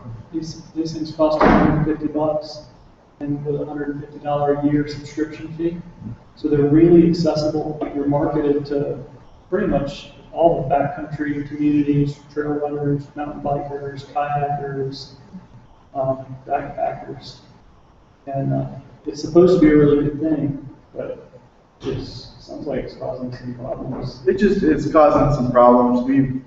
They've also got units now that you can hook up to your smartphone, so your smartphone can communicate with it via Bluetooth, and then you can text through it and things like that. I know that Spot's working on being able to provide more information, but we've had issues where we've had an injured snowmobiler activate a Spot device. We get the Spot location, they get a phone call off from the top of a ridge, so we have some information, and then 20 minutes later, we get a new Spot activation. And it's these people moving to try to, get out or go a different way. And we ended up with 6 different GPS locations we couldn't figure out where to go. And I've heard too that there's been problems with some of those too, because you've got emergencies, and then you've got I just kind of ran out of some food. Are you seeing that difference between actual emergencies and then just kind of this so-so, is that really an emergency? Should we be? For sure, yeah. So do you get more information? Because I know Garmin came out with a new one just recently that allows text. So I don't know what the 911 capability is at Idaho County or Valley County. Can they accept texting? I know Valley County can.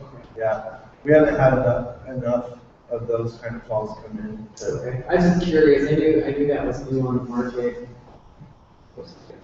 That's right. Yeah. And it's good. We've reached out to Spot there. They use the Global Stars satellites. Is that Global Star? Yeah, Global Star satellites. And so we've reached out to them to see if they can, donate us some GPS or satellite phones. They make a phone, a spot phone that's supposed to work with them a little bit better. But there's just a zillion ways to communicate now. And it just adds to our frustration. And really, we have to be ahead of it in order to be able to utilize that stuff. But it's pretty neat. There's a lot of neat stuff that gets us there a lot quicker than we used to get there.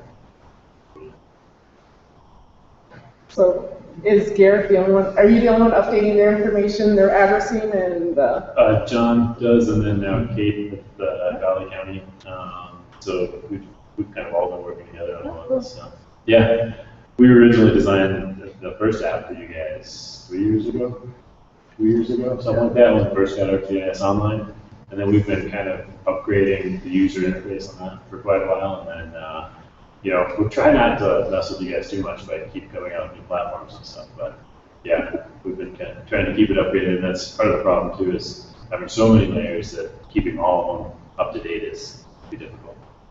And our goal at the county level is to really have our CAD program interface with the mapping and GIS program. What program is that in? Is that the CAD program? What is that? Right now they're using Mulberry mapping and I can't remember the name of the CAD program, Artist Computer Arts. Okay, yeah. But I know they're looking at the same program that Ada County uses and interfacing with Ada County Sheriff's Office and stuff. Yeah. So when you're talking about a CAD program, you're not talking about like engineering CAD files, you're talking about, computer, okay, I just wanted to qualify that. Dispatch. Yeah. Okay, okay. So I have a question about how you guys deal with like some of the condominiums that you have, because it seems like there are a lot of them around. Like, do you have addresses for each? Like, how do you get there if there's an emergency? Like to a condominium? Yeah, usually the condominium will have a hard address, Yeah, it's been, I'm the addressing guy too. Okay. We do, unfortunately, it's a shit show a lot of times, like what's been happening in the past versus we're trying to conform to, new regulations. And so you'll either have like, the Springs apartments, which have like, the complex has an address, and then if there's multiple buildings within that, you'll have 325 Springs Road. Right. Building A, unit 100, 101, 102, 103, and then upstairs is 200, whatever.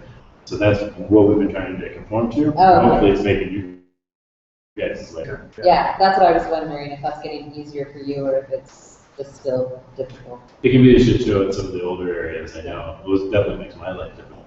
Yeah. But we communicate quite a bit if there's issues with the addressing. That whole Clemens Road got changed. Yeah.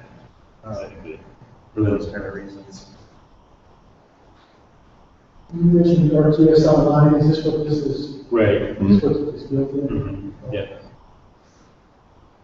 And we have some of this data on our local server, and some of this data is up on the web.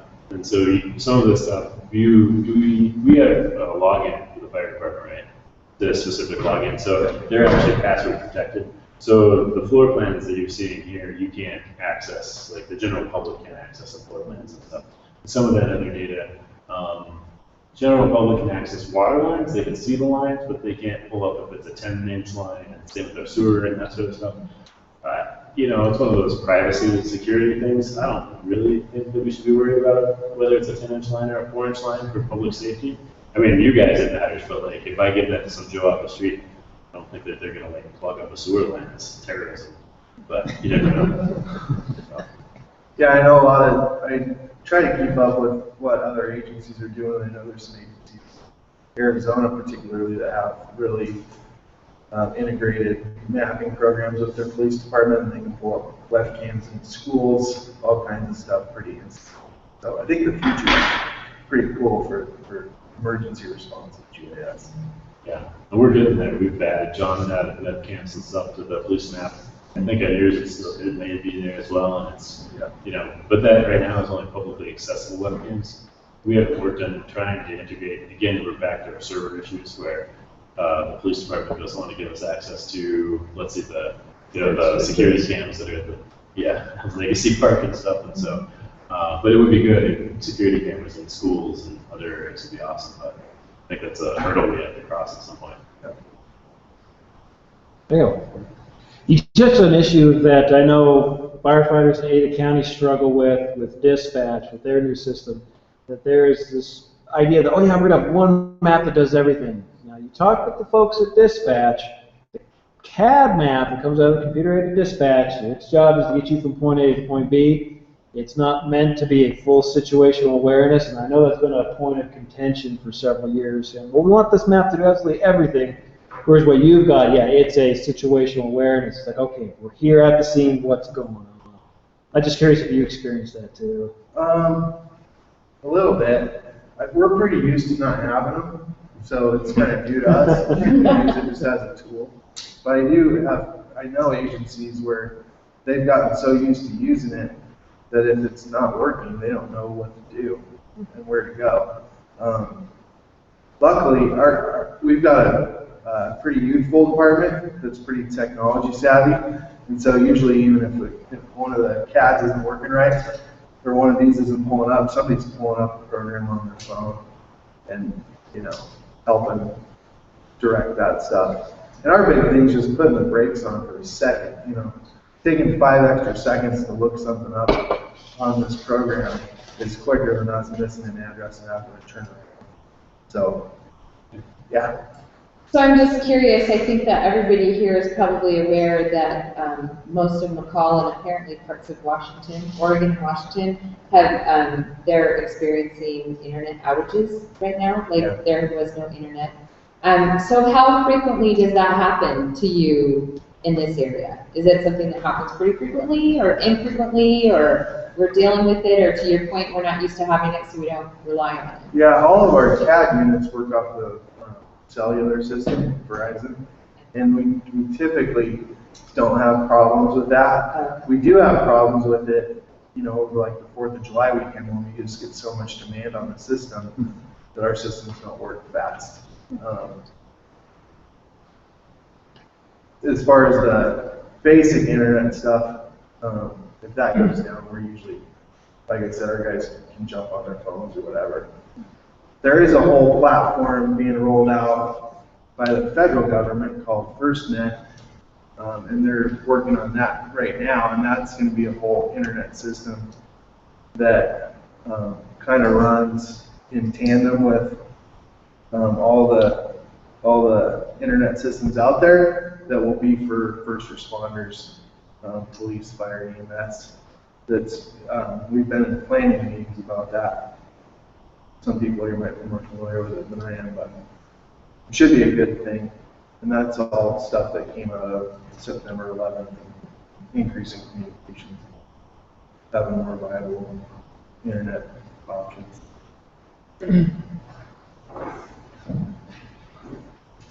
Yeah. Do you guys run vehicle locators? We don't. No, we talked about it. I used a program through Google Maps that we can tie, so I can make that tablet truck 11, and we use it. We do ground transfers to Boise. We do I think we'll do about 200 this year. And so we'll name that tablet like Medic 51, and it'll just ping when it has a cellular connection, but I can see where that rig's at.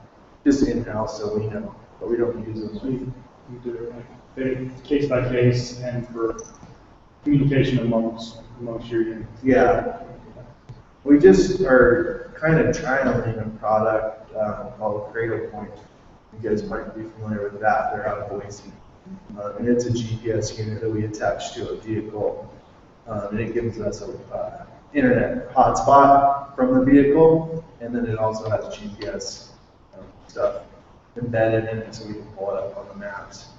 I think we're working that way with Valley County Sheriff's Department. I think the new CAD program will integrate with that better than current. Yeah.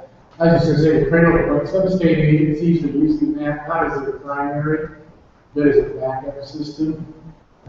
It's over cellular, so it's going to be slower, but some of the state agencies would have a real need to have at least a minimum connection all the time. They are putting trailer point solutions in to at least, we wouldn't be able to do their full workload of business. Probably wouldn't want those GIS people, transfer data at that particular time. So that's something that a lot of state agencies. Yeah, I know all the, 8 counties is their point. Those city 8 county. yeah, they're putting them in all the rigs, and so is Idaho State Police. We're in federal wildfire world, we're way behind where most cities and municipalities and counties are as far as people. Yeah. There's some scattered efforts, but not coordinated. Right. Yeah, I see a lot of benefit in having GPS location on our vehicles. Some of our crews would disagree, but. We're in the same boat with our public works guys. Yeah. They just think we're just gonna monitor them until they go take a nap someplace. They're worried about that. Want to see how fast they're driving. Anybody else have any other questions? All right, thanks, Garrett. Appreciate your time.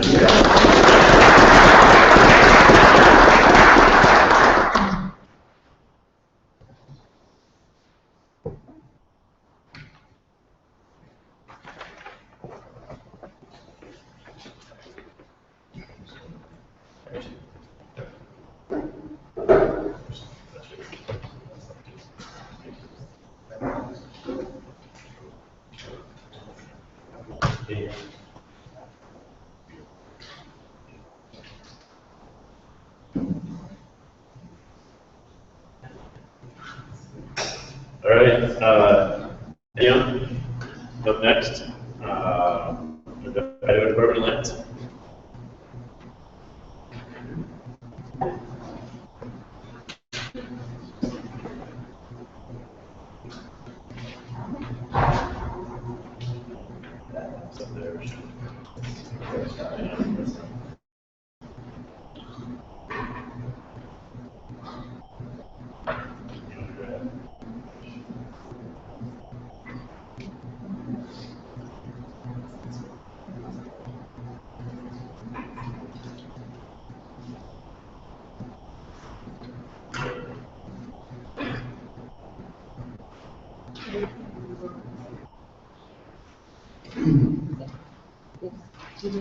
Hello everyone, my name is Ed Young. I haven't met you, and I work for the Department of Lands up in Coeur d'Alene. I live up there. And I'm the GIS manager for the Department of Lands, and so I come to Boise about every other month or so. So I'm going to talk to you about landslide and erosion hazards and how to do some GIS analysis for that after fires. In our department, we have a geotech engineer, and we have a hydrologist. So we have some really good people to investigate landslides, which happens often after fires or when road building or some old roads, that will become unstable. So we have a good team to be able to say, if it's a landslide prone area, where to build roads and where to sort of avoid landslide areas. So I'll talk about the process we have at Department of Lands and some simple to complex processes that you can use in GIS depending on how complex you want to make it for looking at erosion hazard. A little bit more about my background too. My degree is in geology. I have a master's degree in geology from Montana State University, and have been working in GIS since then. And my research was on landslide modeling. So this is my master's area of expertise. That was a while ago, but I'm still interested in it. The images that I'll have up here are from the Zimmer Creek landslide that happened north of here, wings 155. So we know that slopes can fail after a fire, and that often will happen after there is moisture, usually a rain event or a large rain event, or when snow melts, and so you have a lot of moisture from And then with the vegetation gone, the slope has got less cohesion and is more likely to fail when you have that extra weight from the winter on it. And this is the large example of that. So fires will happen where there's fuel that's dry and where something is ignited. You know, for the fires, erosion will happen wherever the gravity pulling down on that slope becomes more than the cohesion holding that slope up. So that's pretty simple to think about. And that vegetation being burned off reduces that cohesion, reduces the ability for that slope to hold together. And then rainwater or water will add to that weight and then make that so that you have two components heavier, so it's more likely to go downhill. And also when the soil gets saturated, there's less cohesion from that too, so it sort of lubricates it to go downhill. There are a lot of kinds of landslides. Landslide types depend on the geologic structure mostly, and they also depend on how steep it is, the slope, gradient, and then also the soil structure. I mean, things that will happen on different kinds of hills and different kinds of areas. And all of these require different sort of models. You can't say, oh, here is a landslide model, and it'll work for all kinds of landslides. The processes are different for each of these, and so you need to analyze them differently. In fire, you don't have, when the vegetation leaves, you don't have then all of these kinds of slides.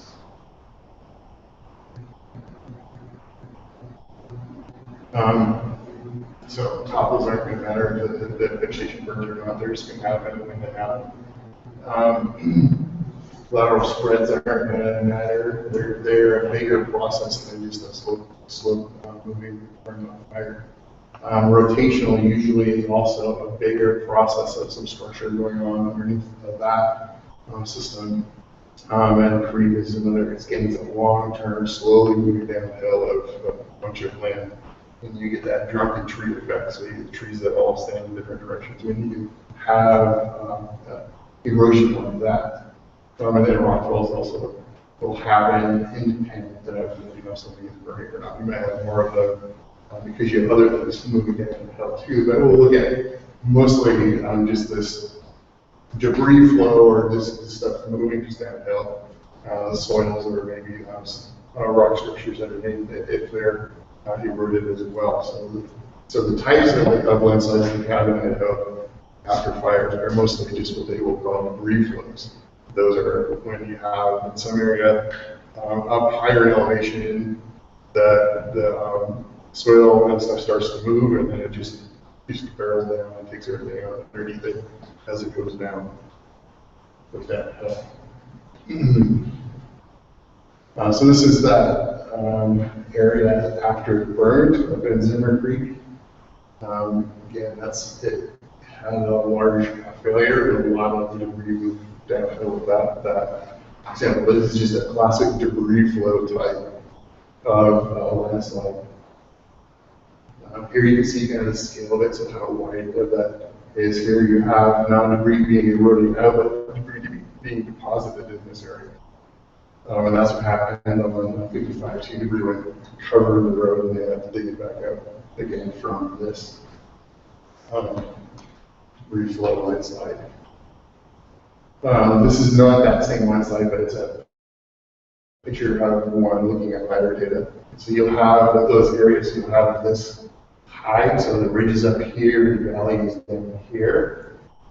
So you have up here in this valley high up, this is the area where that soil and that soil failed, and then it just barreled down the valley.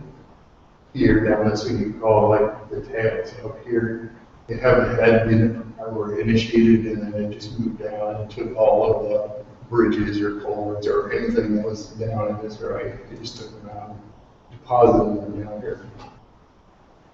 If you have a LiDAR data, it's really neat to see because you can see these structures really easily in LiDAR data.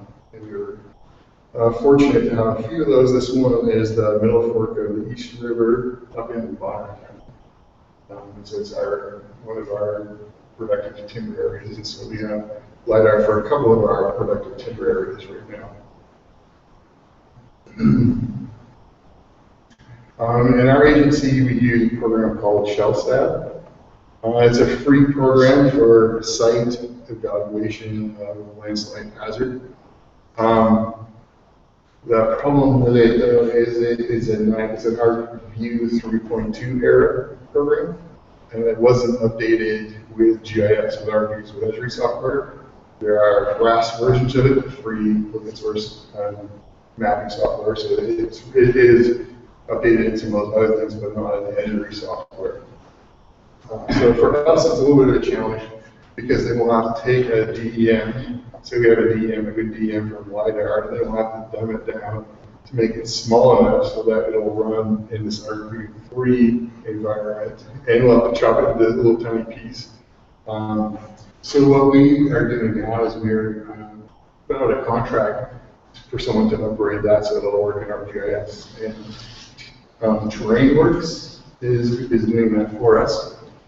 So probably this fall, September, so we'll have the new version of this ShellStat program that will work with GIS. And TerrainWorks, what they do is they have watershed level analysis in an online program, and you can subscribe to their services, and then you have a whole suite of all these tools that you can have and use with your subscription. And that's all watershed based. And so we're doing basically a collaboration. They're going to give us a standalone extension that we can use with our GIS for ShellStat, and they're also going to use that ShellStat model in their web program that you can pay for to use. And what it does is, here's this equation that it uses just for looking at slope stability. And then there's another big equation for the radiologic model, and then puts those two together. So it's pretty complex. And it takes someone with some expertise on soil cohesion and measuring, putting these inputs in for this. And so our geotechnical engineer would do that. And so he would put in all these variables for that the ShellStat needed for what the soil was, its cohesion, different pressures and things like that. So he would go out and measure some of them, or he'd be familiar with working in the area so you can estimate what they were. And then do that for the hydrologic model, and then you could run it, and you would get a really nice analysis saying, in this region, here's where it's stable, here's where it's not stable, here's where it's very unstable. So you get this like 5 gradations of it being very stable to being, it should have failed already, that kind of thing. And soon we'll be able to do this with an ArcMap instead of doing it with an ArcMap, and then we process the input spatial data, and then we dump it into this program and run in a variable version of this program. But this is a good experts tool. If you're not an expert in landslide or slope stability modeling, you can get a really good estimation of the same kind of thing just by looking at some simple layers and working with analysis, simpler analysis in GIS. And so these are the things that you could look at. If you're going to do any kind of landslide erosion, you need to have a good slope gradient. So a 10-meter DM is available everywhere. If you've got LiDAR, you can get a better slope layer, and you would use that. And for any landslide failure, any instability models that I've seen, it's by far the majority of significance of why that's failing is based on the slope gradient. If you have a model that is just on the slope gradient, you're going to get way more than half of the reason why that was caused. So that's very important. Your soil layer can be very helpful also. Soil layers will give you some potential for erosion in them. I'll show you some of that. And also you can see how thick the soil is. So the soil will give you an estimation of how deep that is. That can also be helpful information to know. Vegetation is pretty easy to get. We have lots of vegetation layers, so that's pretty easy to get. And the thing with that is you could model it with vegetation. So here's my slope, and here's my soil, and here's my vegetation. And that's how I can see where the areas are that are likely to be unstable. And then when the vegetation is gone, then you can recalculate that as well. Now this vegetation is gone, how does that change the stability of this area that current?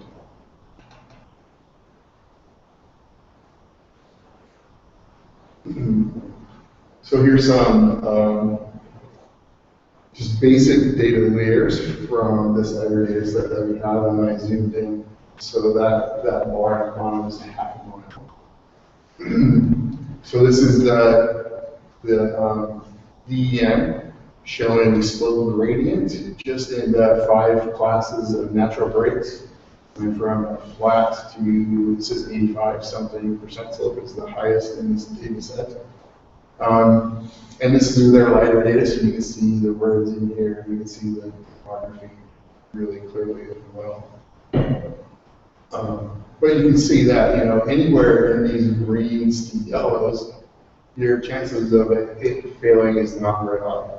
It's pretty stable stuff. Even if you have a fire there, it's going to be pretty stable. When you get into the oranges, when you get into the whatever gradient cutoff we want to use, but once you get into higher gradients, that's where you have a fire and you have failures from those areas where it's steep. So slope gives you a lot of information. Here's soils for that exact same area. This is part of the attribute data, so you get information on how well drained it is. You have this is for potential erosion, so this is rated for if it's going to have severe eroding problems or moderate eroding problems, or if it's not rated at all for erosion. I think there's 4 categories of this also. And then it gives you a name, and it gives you a whole bunch more information on that. But these polygons are not very big. So in that half a mile, here I've got 3 different categories. I've got a not rated category, and then I have a severe category, which is all red, and then I have moderate, which is these 2. So it's helpful information, but it's not as localized as a line slope was. We collected this LiDAR data, and we also collected imagery. So I have imagery that fits exactly with it, and it's exactly the same time as the LiDAR data, and that's about 2 years old. Collected that. But here I could easily classify areas that have lost vegetation. That would be easy to do in a current vegetation layer. Then you can do your modeling. You put your layers together and do your analysis. What are the high slopes? What are the soils? Where are there less or more vegetation types of categories of vegetation? You can easily put them together in any kind of GIS model or GIS analysis. But you can do a binary model. You can say, is it hazardous or not hazardous for slope? Is it steep or not? Is the soils are they likely to erode or not erode? And then add them together. But that doesn't then account for slope being the most significant factor. So that would just say that soil and slope and vegetation are all equally valid, which is not really the case. We did a simple model for fire.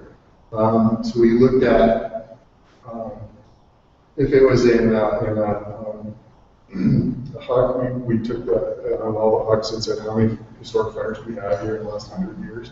We had a fire count, we had a vegetation layer, we had slope and aspect in it, and then we had if it was in in the fire community basically. We did a real simple model of that, and it showed quite well in Idaho. We did it for the whole state of Idaho to where our fires likely to occur. And we did that's based on a little bit of the variables for fire and a lot on the historic fire. So we just put it all together, called all those things unequal, and it did a really good approximation of where fires are going to occur, because they tend to occur where they have occurred in the past. But for here, you want to, I put this in as this pyramid. You get a drink of water. What's this doing?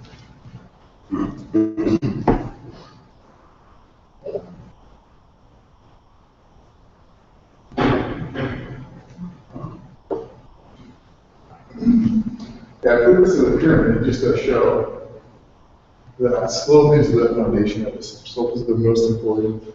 And you can do this in a couple of ways. One is you can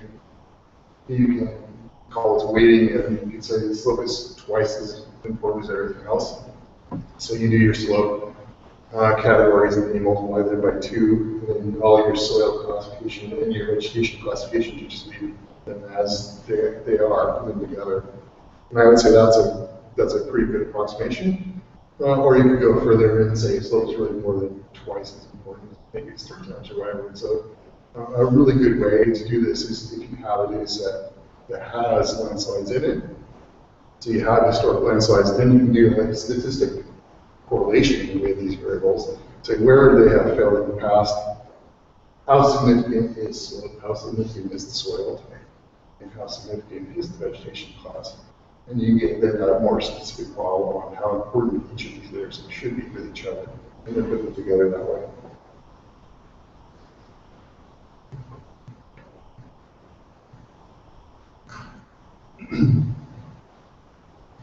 Are there any questions so far? Conclusions that, sure. So you run this for IDM. Does IT utilize the same sort of? No. I mean, I know they experience slides on there. No, I'm not aware of. Because we were trying to replace that shell stat and figure out what to do with that.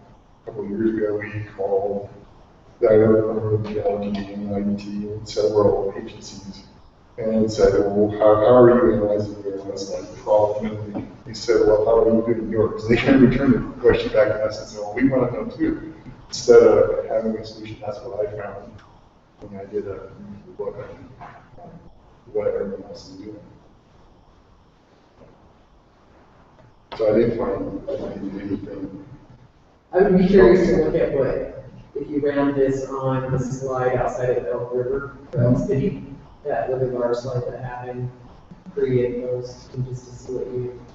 Right. And that'd be really interesting.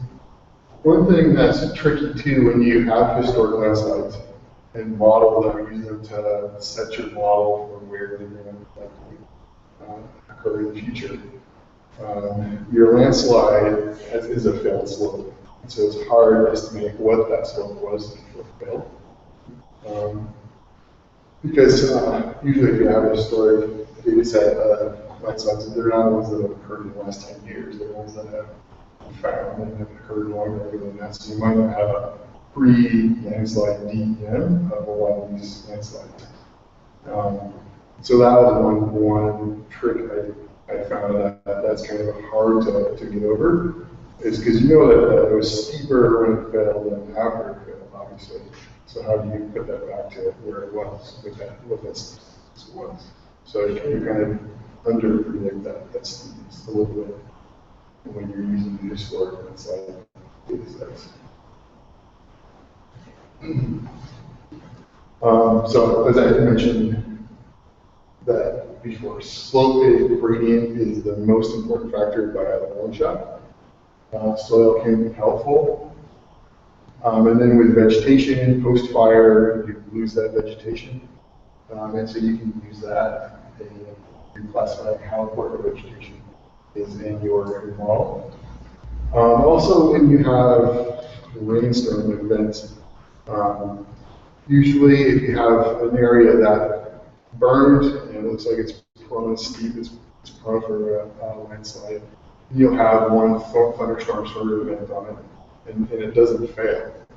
But what happens is a lot of that water, some of it runs off, and you get a little bit of runoff erosion, and a lot of it will soak in. And then when you have a second thunderstorm, when that water is still in the soil, that's when all of them start to fall down, when they fail. So it's not usually that first one, it's usually the second one that happens close enough so that the first one can dry out, the ground can dry out in between. That way these actually fail.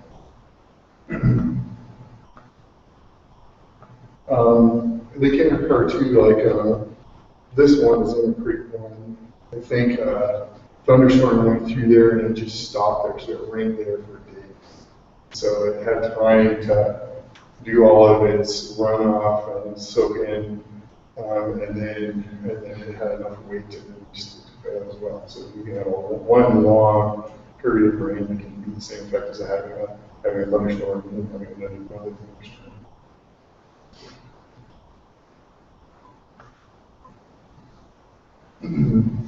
What can you do to mitigate? One thing you can do is you can model it. So you can say, where is it likely going to be hazardous? Where am I most concerned about failure? So that can help you focus on where to do your on the ground work. Drainage is a key. You can get that water to drain off. You're going to have less likely to fail. In the Zimmer Creek one, here's a culvert that's split in this full segment. We have lots of pictures of culverts failing in this one. So some of them failed because they just probably got ran over as they went downhill. But some of them, when you look at this, and that's not a very big culvert scale in there. But some of them, I wonder, if they were the right size culverts to have in there or not. So make sure your culverts are clear, make sure the drainage is clear. If you have it where it's likely going to fail and you have a thunderstorm, go ahead and make sure all those culverts are clear before you get the next thunderstorm that takes them out. One thing that's really complex when you have mixed ownership. So if you own the whole hill slope, it's all of your responsibility. When you own that middle piece, you can have another owner's actions affect what goes through you, and you can have your effects go through whoever's down below you. So we have a lot of those with the Department of Land having these checkerboard pieces of ownership. We have maybe Forest Services above us, or privates above us, or we have public below us, and so we have different levels of concern based on how the owner above us manages their land, and what sort of infrastructure below us would we be liable to us going through us. We had one case where this landslide was slowly creeping towards a hospital. So going through us, we weren't positive there was another Forest Service or something above us. But then you have to collaborate with the private, with the different owners on the slope in order to address that risk and that problem. It just makes it more complex. So for longer term things, make sure you have the correct size culverts. Small culverts are not help if your events get too big. And then of course, as the vegetation is replanted and grows, then you sort of add that cohesion back into it, and you sort of alleviate that after time. That's like the future really avoid it. Are there any other questions? Okay. So when you were talking about the fire modeling, you say fires usually happen where they've already happened, or new places? Over a long period of time, yeah. Okay. So instead of a different area, it'll happen in the same location? Well, I think climate patterns are generally the same. So we have a drier area in Idaho, and we have wetter areas in Idaho. So they don't change. They do change over time, but for a lifetime, they don't change that much. And where you have the vegetation, then will be dependent on the climate you have. Okay. So if you're talking larger, is depending on the vegetation that's there.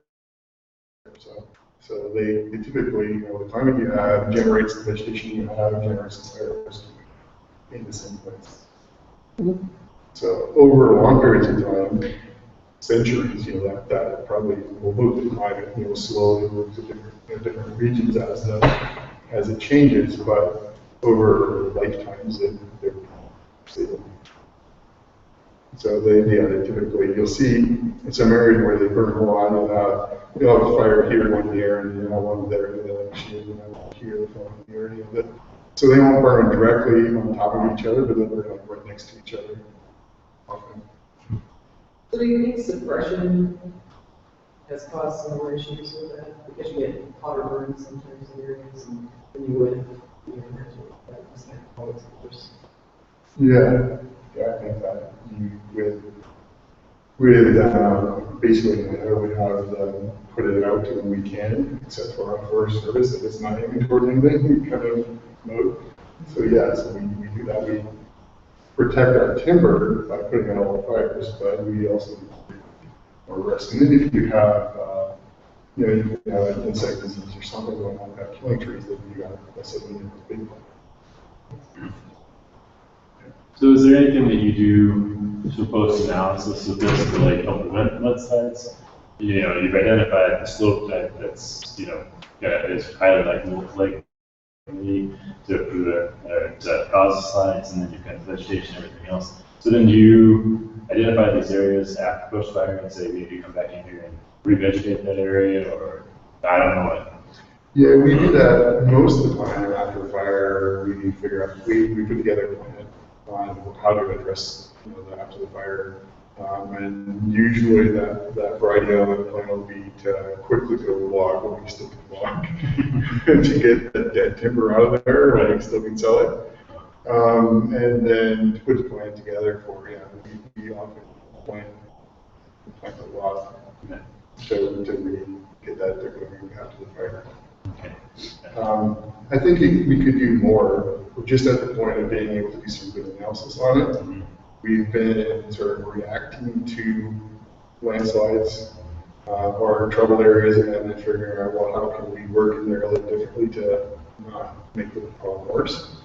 But what I want to do is do more of a landslide analysis for everywhere in our ownership. And then we can go, when we're doing timber section, when we're cutting in here, or when we're putting in the road, which should be cutting in there.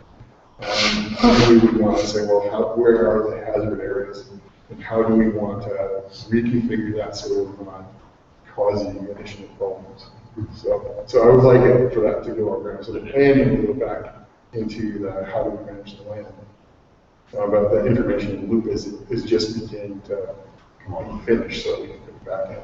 So when you log a slope, is that considered part of the deep forest? I mean, would you consider that lowering that slope possibility of sliding, or do you consider that kind of staying about the same slope stability after you go through the logging area? No, if you log it, it's higher risk. Okay. I didn't know, because you're not burning, so you're not losing all the vegetation. Right. But you are losing, obviously, the big slope stabilizers with your trees and stuff that still need to be removed. You still have stumps and a lot of the root structure, but, Right, a lot of the root systems are there, so some of that structure is still there.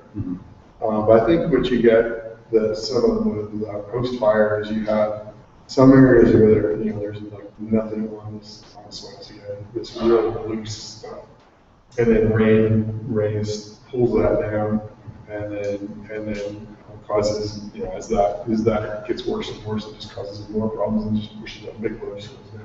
Right. So you have sort of a compounding effect. You mentioned several data sets that were critical for doing this, and your elevation model, your LiDAR, your soil data. And so my question is, do you feel limited, or are there limitations or problems getting data on where fires occurred and their needs? Either where they occurred or the intensity or anything about the fire? Yes, we're starting to get that with that recovery program that you heard about earlier. We use that for fire severity after fire. That'll be like our first thing, like where did it occur? And then, so we'll do that kind of analysis, and then we'll actually have people on the ground validate that. So then we'll get kind of But our first attempt at it, from the satellite generated one, recover it, and then usually that watershed of that fire probably parts it over on our land. So then on our land, we'll go back in and we'll field verify that and make it so that it's a little more accurate with what we see. We don't have LiDAR on everywhere, so the 10-meter DEM, which we do have everywhere, works well enough. You just can't see the scale of that, so you can't see landslides in a 10-meter DEM. Okay. Like in LiDAR, you can see every single one pretty easily, so it's easier to see them, and the resolution of your slope gradient is better in LiDAR data because you have better resolution. In 10 meters, everything is being averaged to that 10 meter, so your slopes are averaged to 10 meters. They're consistent with all 10 meter data, but they're just a different scale of those. You feel like you're able to get higher than what you need to do the work that you're trying to do. Yeah, I think so. In our agency, and most of the timber is for income. And so when the fire goes through, then the goal is, well, how can we fix that? We're going to recover from the fire so that we can timber growing again, so that we'll have cash in the future. All right. Can a county cooperate with you to get some of the analysis and stuff that you guys have done, maybe for adjacent roads and things like that, maybe they maintain it to your own land? Yeah, no, we would be very interested in All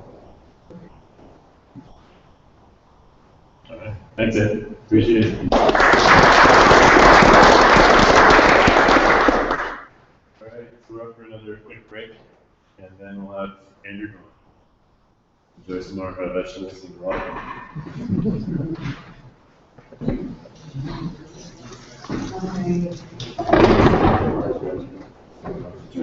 What? I didn't finish the first one.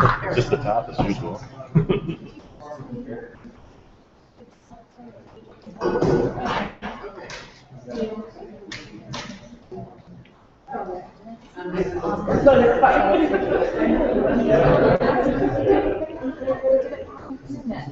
So, there's no internet, so we're trying to figure out where I'm supposed to be going.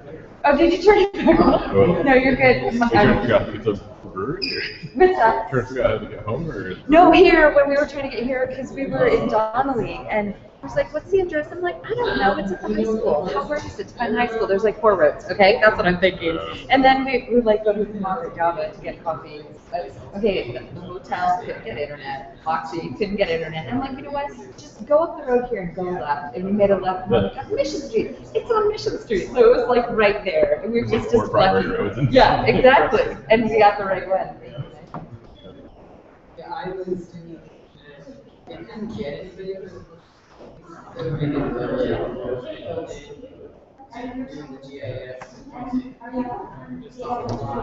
So you're flying back tomorrow, or you drive? How far is it? 8 hours? Okay. Do it tomorrow, though, I think. Yeah, we're stick. You wasn't birthday. We got some.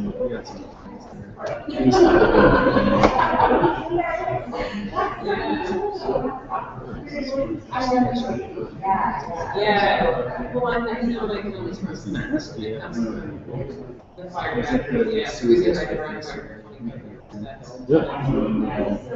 Right. As you know, they've taken over. I know what it is. Yeah, we have some cooperation. I think there's a whole deal where we're gonna give our sewer to the next one. It might be after the data.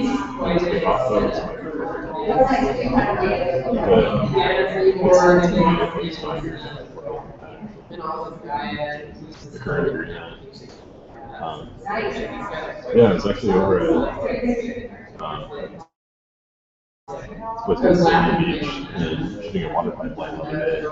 Backing around into a sewer pipeline. It wrecked it, but shot it outside of this place. Really cool shot. I don't know, are you guys expanding anything about it? Or is it just all special data that they've been delivering? So we initially started out with students and studying this all in. That's what we did 3 years ago or so. All right, okay. I really would imagine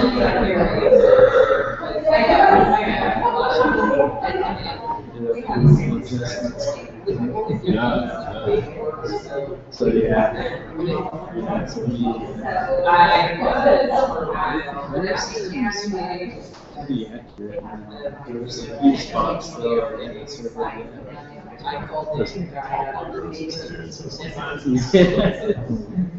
Yeah. Take 2 steps with the back row and just be careful.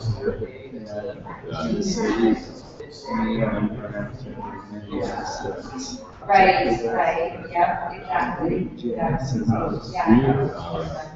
Well, we have a 6-inch resolution in the city limits, and then outside of city limits, very close to November of 2014. And water gets actually exceeded the sewer.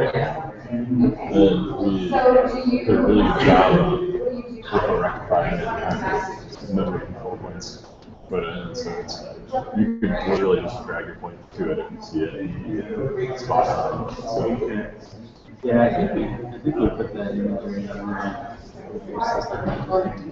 Oh, so you're getting elevation.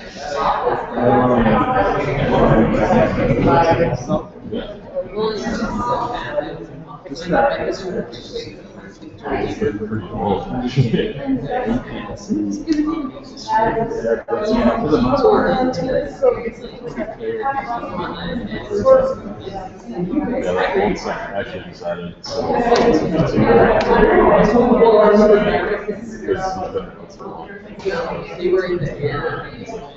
Well, to realign the roads, the current road is like, alright,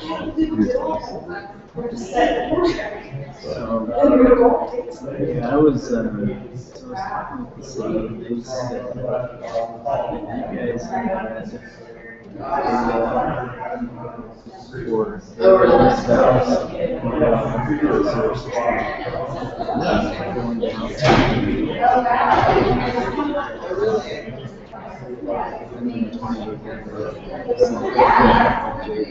house, It's amazing. Well, they would come in, I got to see videos. I was busy doing this to see it too, but they came into your shack. I'm just clean in there, right? There's also a lot of stuff from Gary.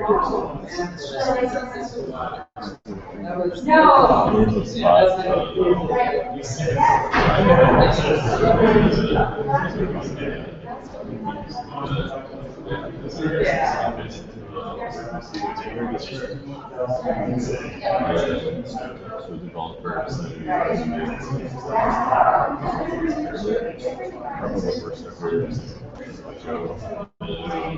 can't remember the guy who's with their out there.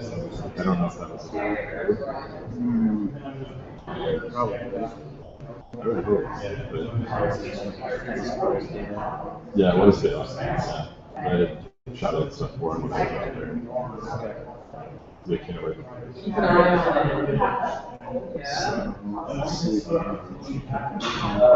it. Do you have a public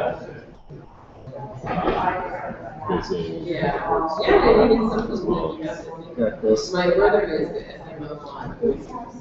No. I mean, now it's fine. It has the same data. But I don't know. if you were to go to like GIS online and search like public works web map, He's been there for a little bit. it's we can't have two-way switcher and expose our server. Because our IT department thinks that we pick a stand, it's going to take over our side again.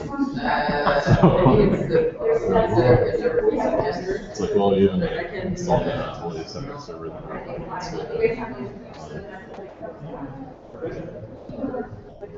But they're still Maybe I can just grab some. The one that would be We only needed like this. These those things are actually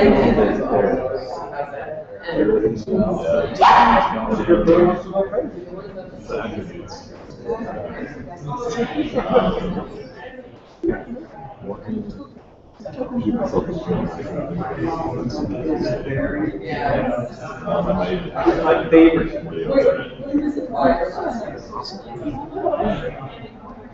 What's your know myself, but I don't want to see it.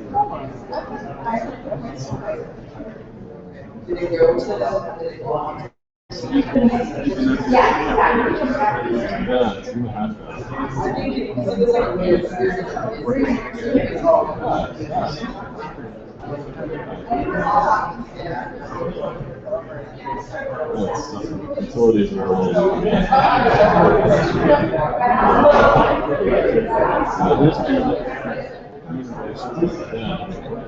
Yeah. Doesn't matter in the woods.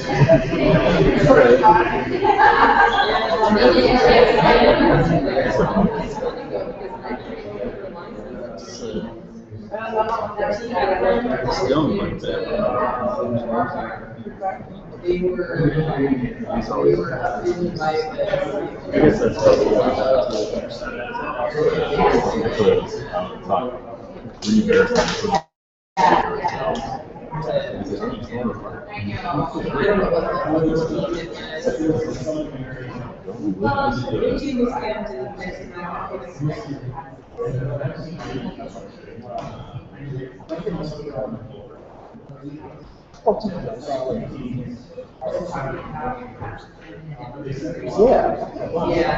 Yeah, these guys were.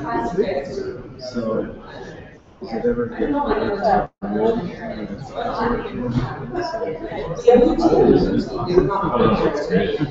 I actually live in Meadows Valley. So, That over sort of reading at past there. I really like it. It's slightly warmer. Well, it's not about the same distance as Arizona. So 25 minutes being over.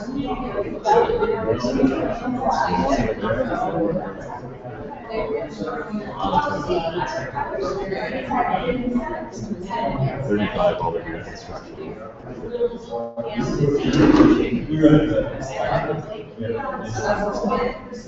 So it's warmer today? Yeah. Is it a little lower elevation? Yeah. It's 200 feet lower in elevation. It's a little like it's 5 degrees warmer than it was.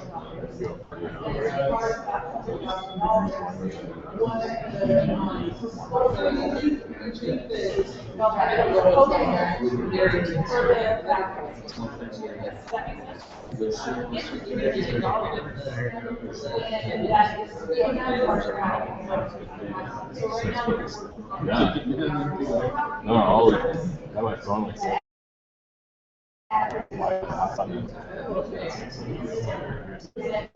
Maybe in a snowbank. I knocked over my car. Yes, he was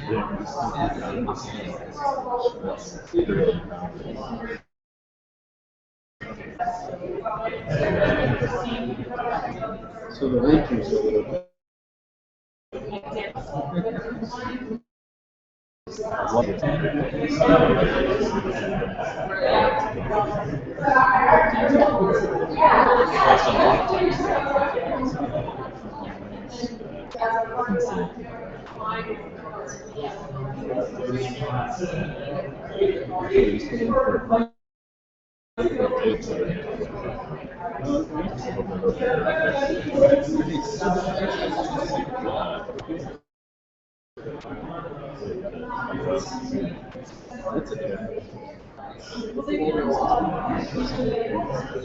My girlfriend's in Alaska right now.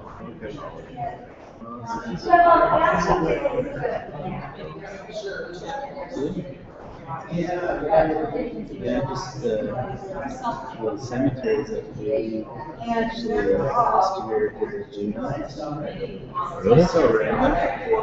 Yeah, they just call us up one day and they usually I just do all that stuff. Just turn over all this room.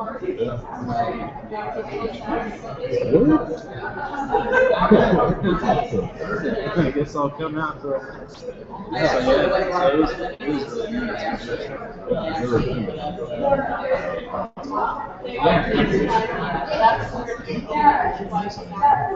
There's two, but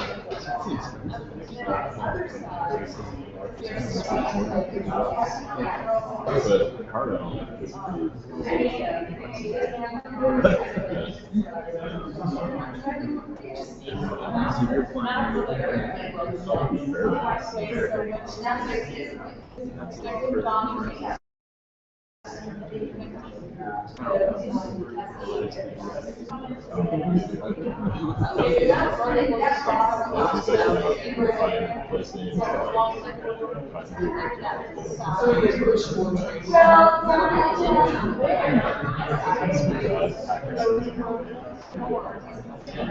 it's not, it's just, so good. Spot device. Out of which these cigars, please send more morale is low. One way to use the spot device.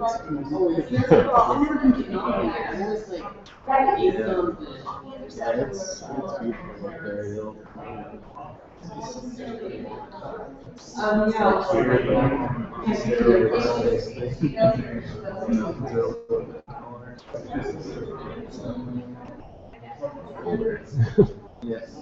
Yeah, there is that.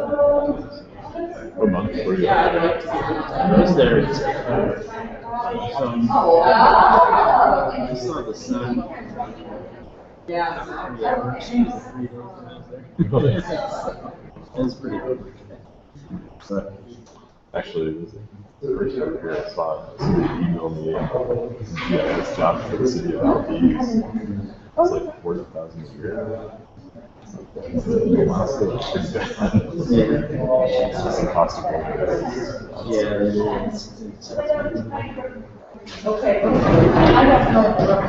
It's crazy.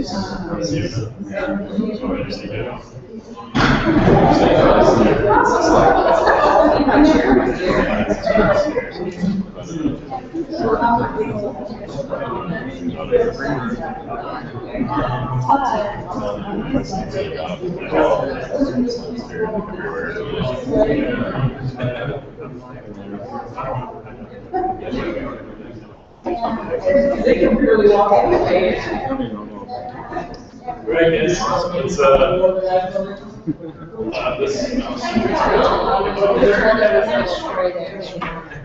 drop this with you a little bit.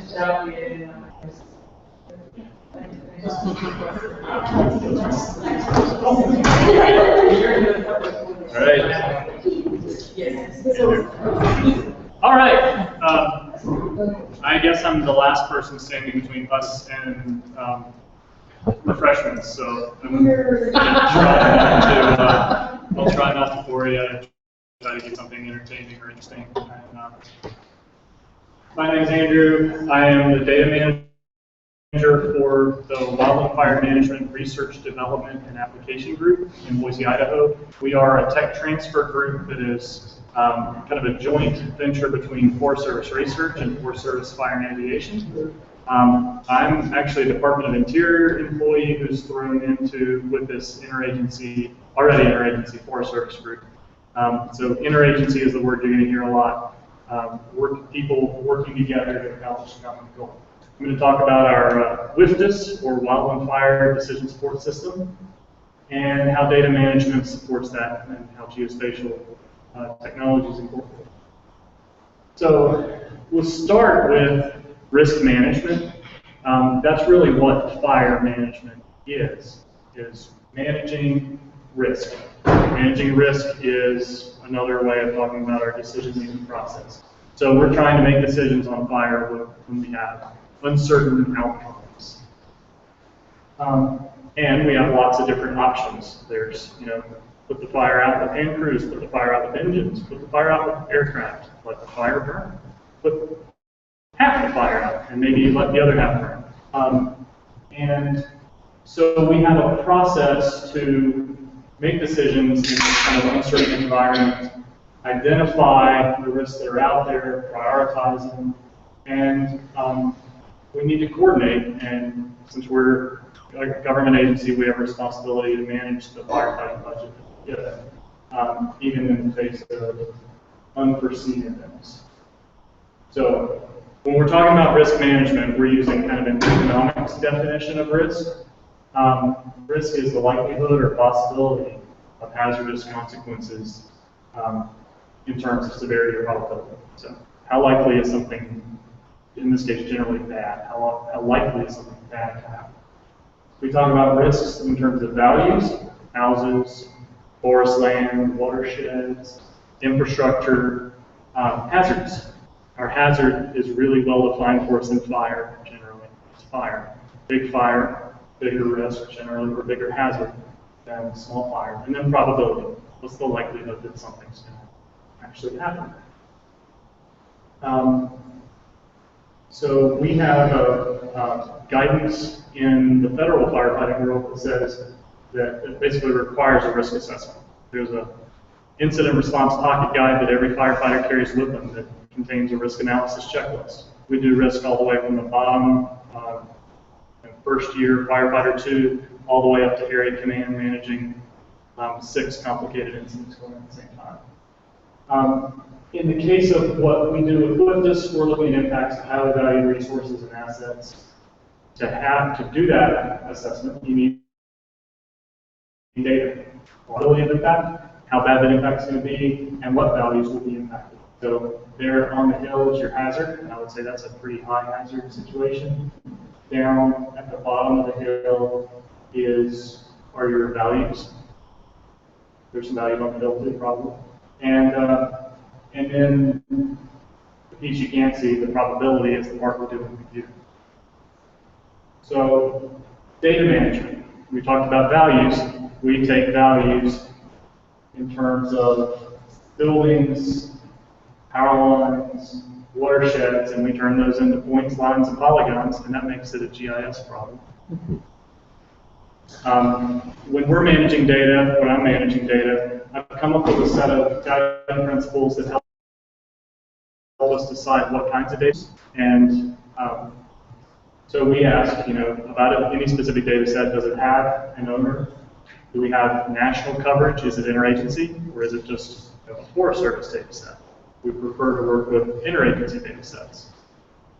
All lands, all hands is the term that we seem to be using these days. It's being bandied around in congressional circles. We're all in this together, that sort of approach. We're looking for data that has a defined audience that needs to speak to the people who are actually managing data. I think Garrett spoke earlier about being able to put almost anything in a web map. So we use this defined audience piece to help limit our scope a little bit, but try to stay manageable. We look for data that are peer-reviewed, validated data. And we look for processes that are established. We don't like building one-off things that we didn't have to maintain. We'd like to plug into existing processes. We use data that's based on best available science. We would prefer to have liability questions answered ahead of time about using the data rather than get into liability situations after somebody uses data to make a decision. We're okay with using data that are limited. We would like to have those limitations addressed up front, and metadata. We're federal, we have to. We don't have a choice. But just for sanity as a GIS person, to figure out where your data came from, we need documentation in that data. We also have a principle of trying to allow local data within reason. That's something we struggle with a lot because a lot of people have their own very local, very specific data, and our system is web-based. So how do you get that local data into the system in a way that makes it useful without creating a total data management nightmare? I put clarity, openness, and transparency up there because we are working in an interagency environment. I work at the National Interagency Fire Center where we have 5+ federal agencies, plus state representatives and local fire chief representatives. And trust is fundamental to what we do. Openness is fundamental to trust. So we have to keep the trust of our users. If we put bad data in our system and they find out that they've been receiving bad data, they will no longer trust the answer that they get from the decision support system, and the system becomes a documentation exercise instead of a decision support tool. Okay, so we manage somewhere around, somebody's going to count faster than I can. I didn't count before, but we're managing somewhere around 45 data sets on an annual basis that we refresh and make available to firefighters through our system. I'm going to cover the ones that are outlined in red boxes as an example, but there's a lot of data. I can talk data all day. That's what I do, actually. So how do we get that done, managing 45 data sets for the benefit of firefighters? We use partnerships. We're a staff of 2 for the RDNA in our data program. The RDNA has, we're up to, I think, 19 employees, and 2 of us are focused on geospatial and data. We have a data manager, that's me, and a GIS specialist, Ben Butler. I don't know if any of you know Ben. He went to U of I, graduated about 12 years ago. HSIP, the Homeland Security Information Program, or Infrastructure Program. The others I'll kind of address, because who is not familiar with HSIP? Okay. So county and local government especially provide data up through the Homeland Security Infrastructure Program, or they, Homeland Security pays a contractor to collect that kind of information to put together some national data sets. That's a national partnership. FGDC is more voluntary, so we work through the FGDC's subcommittee for cadastral data. They have a wildland fire management project. My predecessor was involved in setting that partnership up, and talk a little bit more about that specifically as it relates to cadastral and critical infrastructure data. You're looking at a screenshot from the decision support system. We are looking at cadastral-based data and infrastructure. So what we call building clusters, what you're seeing there in red dots, are actually derived from, in most cases, cadastral data. So we take parcel data and analyze that data to look for indicators of presence or absence of a structure, interpolate a centroid point, and then load that into the system so that we can display likely locations of building clusters. Funny story about how that started. The project was piloted in Montana. Anybody know anything about parcel data in Montana? Mm-hmm. They had a statewide parcel data layer, and they have for like a decade. So when they piloted this, they said, "Oh, this is going to be easy. We've got cadastral data, one data set for the whole state of Montana. We can look through that and figure out, is there a structure?" They had a simple yes or no. Is there a structure on the parcel? Done. And then they moved across the border. And there is no statewide parcel data set. At that time, there was not another one in the entire country. And so the effort has been county to county. I have pursued a state-to-state approach, hoping that the states will work as aggregators of county parcel data. Since then, addressing data has really taken off, and addressing data actually suits our needs better than parcel data, but we still do use parcel data as a fallback when we can't get addressing, or our gold standard for building data would be a building footprint. If we pull a centroid of a building footprint, we can be relatively certain that we have a good location on that building. But that's like finding a unicorn or something. Even countywide structure data is really hard to find. But addressing data, I think, is going to be our next big hope. There is a national addressing data set project that's ongoing.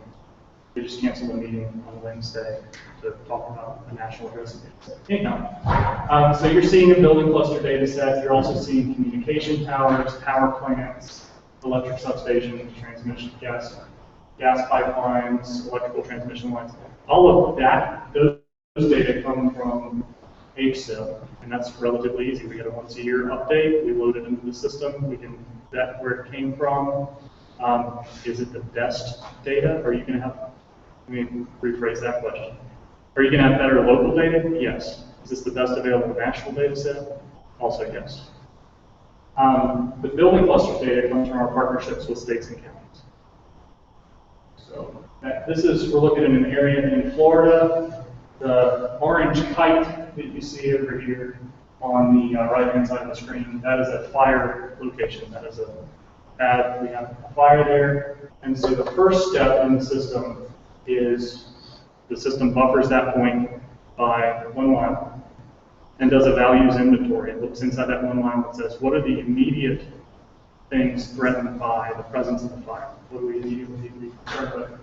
And provides this graphical view to the user, as well as a quick summary table so somebody can take a look and see immediately what is within a 1 mile radius of this fire, which happens to be the flag one fire. I've highlighted or circled there the building clusters. There's 90 likely buildings in that 1 mile circle. A campground, 2,011 acres in Marion County, Florida. 1,368 acres of that is Forest Service jurisdiction. There's a national recreational trail that goes through there, an oil and gas pipeline, and 1.7 miles of road. And then down at the bottom is the list of all the things that weren't there. That's just there so that we're acknowledging, we queried these other layers too, and these things we know are not there. So I'll come back to that and other ways that we use that data. I guess before I go on, we send out a letter annually looking for refresh of that data. We've been working through the state of Idaho to try to get a statewide roll-up. Idaho is one of the states where we have not successfully gotten a statewide roll-up of either addressing data or cadastral data. So I call county by county, and we just got Boise County's data yesterday. Excuse me, that was that Monday or Tuesday? It was the day that we had smoke come over the hill. And if you're in Idaho City, you have smoke at the top of the hill and the bottom of the hill.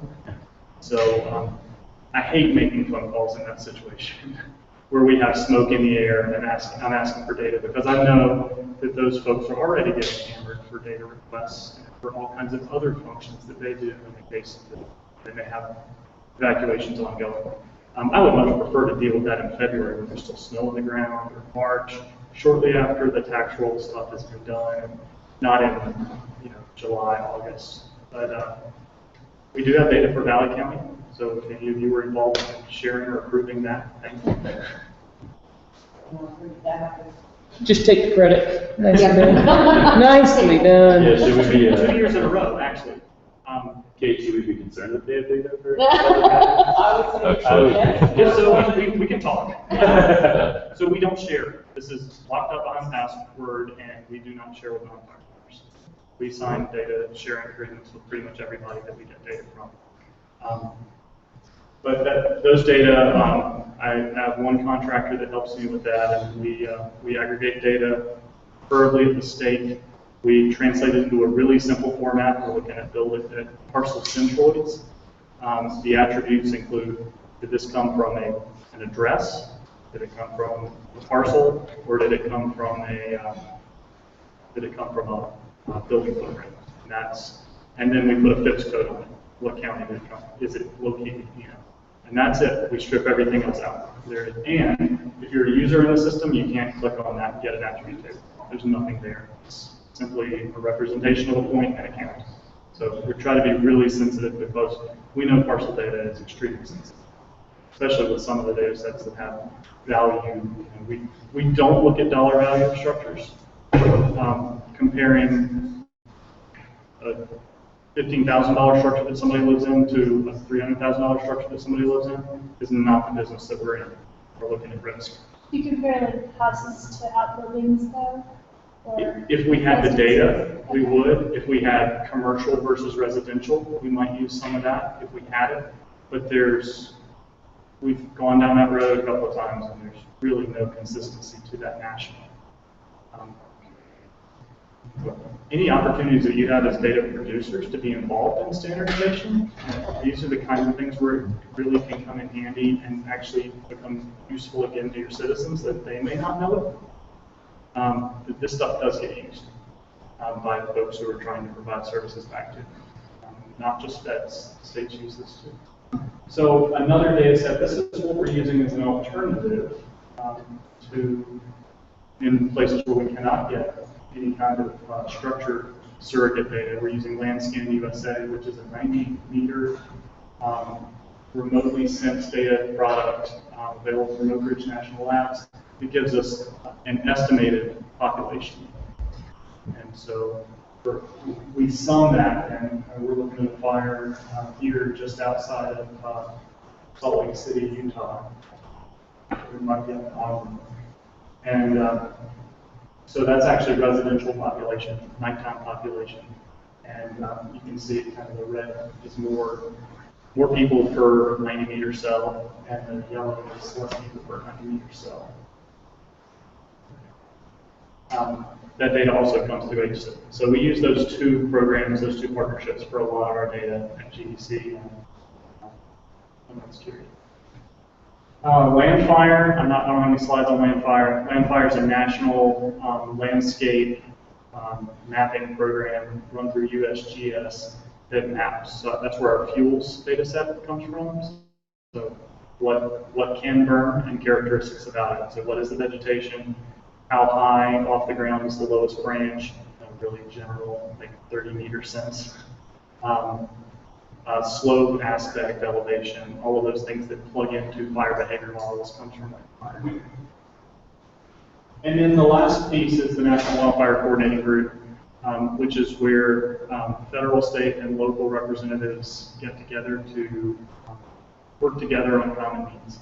So in WCG did, for example, standards on if I request an engine, a fire engine, and I want a Type 5 engine, I know because that group has gotten together and come out with a standard, a Type 5 engine is going to have at least a 400-gallon tank on it.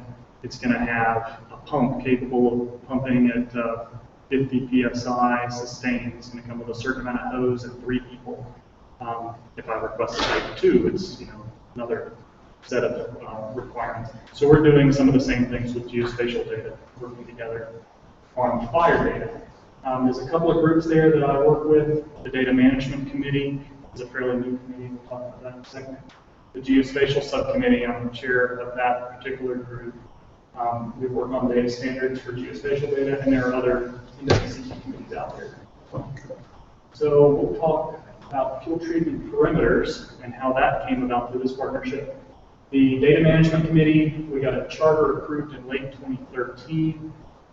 Prior to 2013, IT was information technology was part of NWCG. It got pulled out in 2013, and there was a realization that IT and spending dollars is under the purview of the agencies and not some interagency partnership. So they pulled IT out and replaced it with another structure. So we needed something still to handle data, because data is a fire business thing. We've been tasked with managing data across all of our applications, dealing with historical fire occurrence data. This is a question I asked Ed about, are you getting what you need out of fire data? Identification of where we have authoritative data sources. So what is the authoritative place to go to get fire perimeters? It's a trick question. There is one. Yeah. And management of standards. So the goal here is to make data entry and maintenance for the field easier and get to applications and users more consistent data. So we started working with another NWCG committee. So this is a partnership between the Geospatial Subcommittee and the Fuels Management Committee. Fuels Management deals with the whole world of managing fuels to try to improve resilience to fire. We already had interagency fire perimeters. That's one of the things that we put together. We call around to 5 different federal agencies and a handful of states who have consolidated data sets, and we pull together an interagency fire history data set every year. And that's great. That helps you when you're managing a fire, a fire here in between, you know, where are the previous fires that I could use as perhaps boundaries or places to anchor off of and fight new start. But it doesn't tell the whole picture.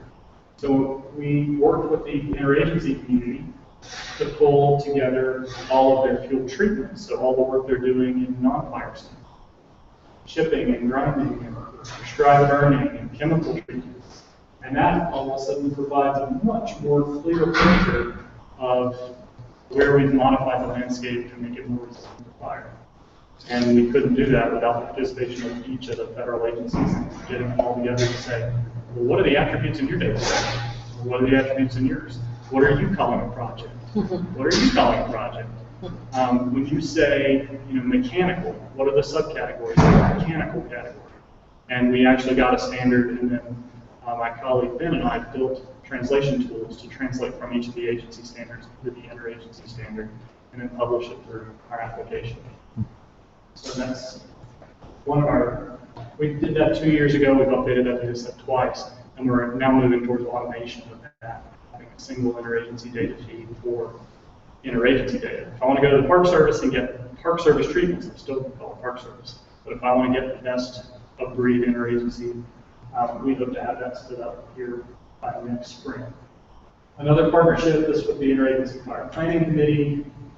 How do we get our land management objectives? As federal agencies, every unit has to produce a plan of how they're going to manage their land. That goes through NEPA, gets public input, you have this published plan of how you're going to manage your land, including how you're going to react to fire.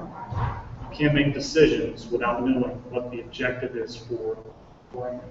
So what we wanted to do was improve the way that that information got from a plan, 300-page thick plan that sits on a shelf in somebody's office. How does that get into the decision process? Because when you have a fire, you don't have time to read a 300-page plan. So the old way that this was done, people broke their land up into fire management units, they named them, they loaded a shapefile into the application, and then if the fire burns into fire management unit 1, you'd go look in the plan and see what the objectives were for fire management unit 1, and then try to make a plan. The new way, we've actually had them spatially define what their strategic objectives on the landscape are for fire. So where is wildland urban interface, where the objective is to limit the spread of fire to the extent practical? Where is fire use an option, where we might be able to use fire to accomplish some resource objectives like thinning or reducing fuel loads? Where is wilderness, where we have a really hands-off approach to fire? And then we have many requirements underneath that might be where you have a specific kind of habitat where we can't have fire because it's bad, or a specific kind of habitat for some species where fire is actually good. Where do we have water, a critical waterway where it would be bad for fire to burn away the vegetation? And we represent those as management requirements. So when a fire burns into that landscape, those objectives and requirements automatically come into the application and are populated in the decision. And so that automatically becomes part of the plan for managing the fire. This was a partnership, firefighter ground evacuation time was a partnership with it's called the Risk Management Committee, it's really the safety committee. There was an incident on a fire a couple of years ago called the Dutch Creek Fire. And a person was injured, and it took them so long to get them out, they actually died of blood loss. Not of the injury itself, but blood loss associated with it because it took so long to get them out. And I don't think the folks working there realized how far they were from medical care. Not that I realized that, but that's what the official report said, that there was an acceptance of risk that we're working a long way from the hospital, but it had been normalized risk. They just got used to working that way. So we made it spatially explicit.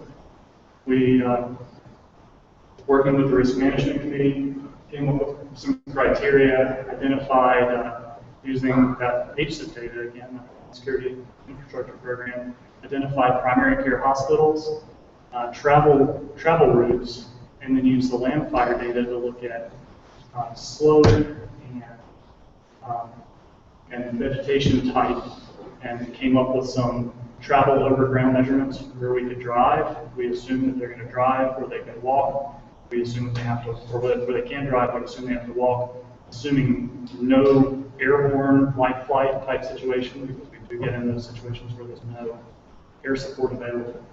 And we did a national map showing ground evacuation time across the U.S. So you can see where it's red, you're looking at more than 6 hours of ground transport time to a primary care facility, where it's green, 1 to 2 hours, and then we left the color blank or null for places where you're within 1 hour of primary care facility. This goes in the application, and then for every fire, you can see how many acres of that fire are in those different categories. So how much of your fire, if you have a fire up here north of Idaho City, how much of it's more than 2 hours from the hospital? And it's a surprisingly large amount of that fire, because everything up there is straight up and down. A fire in the Frank Church, it might make you adjust your decision, or at least think about contingencies before you put firefighters into a place where if something happens, they're going to be 5 hours from the hospital. Under the best scenarios. Another partnership.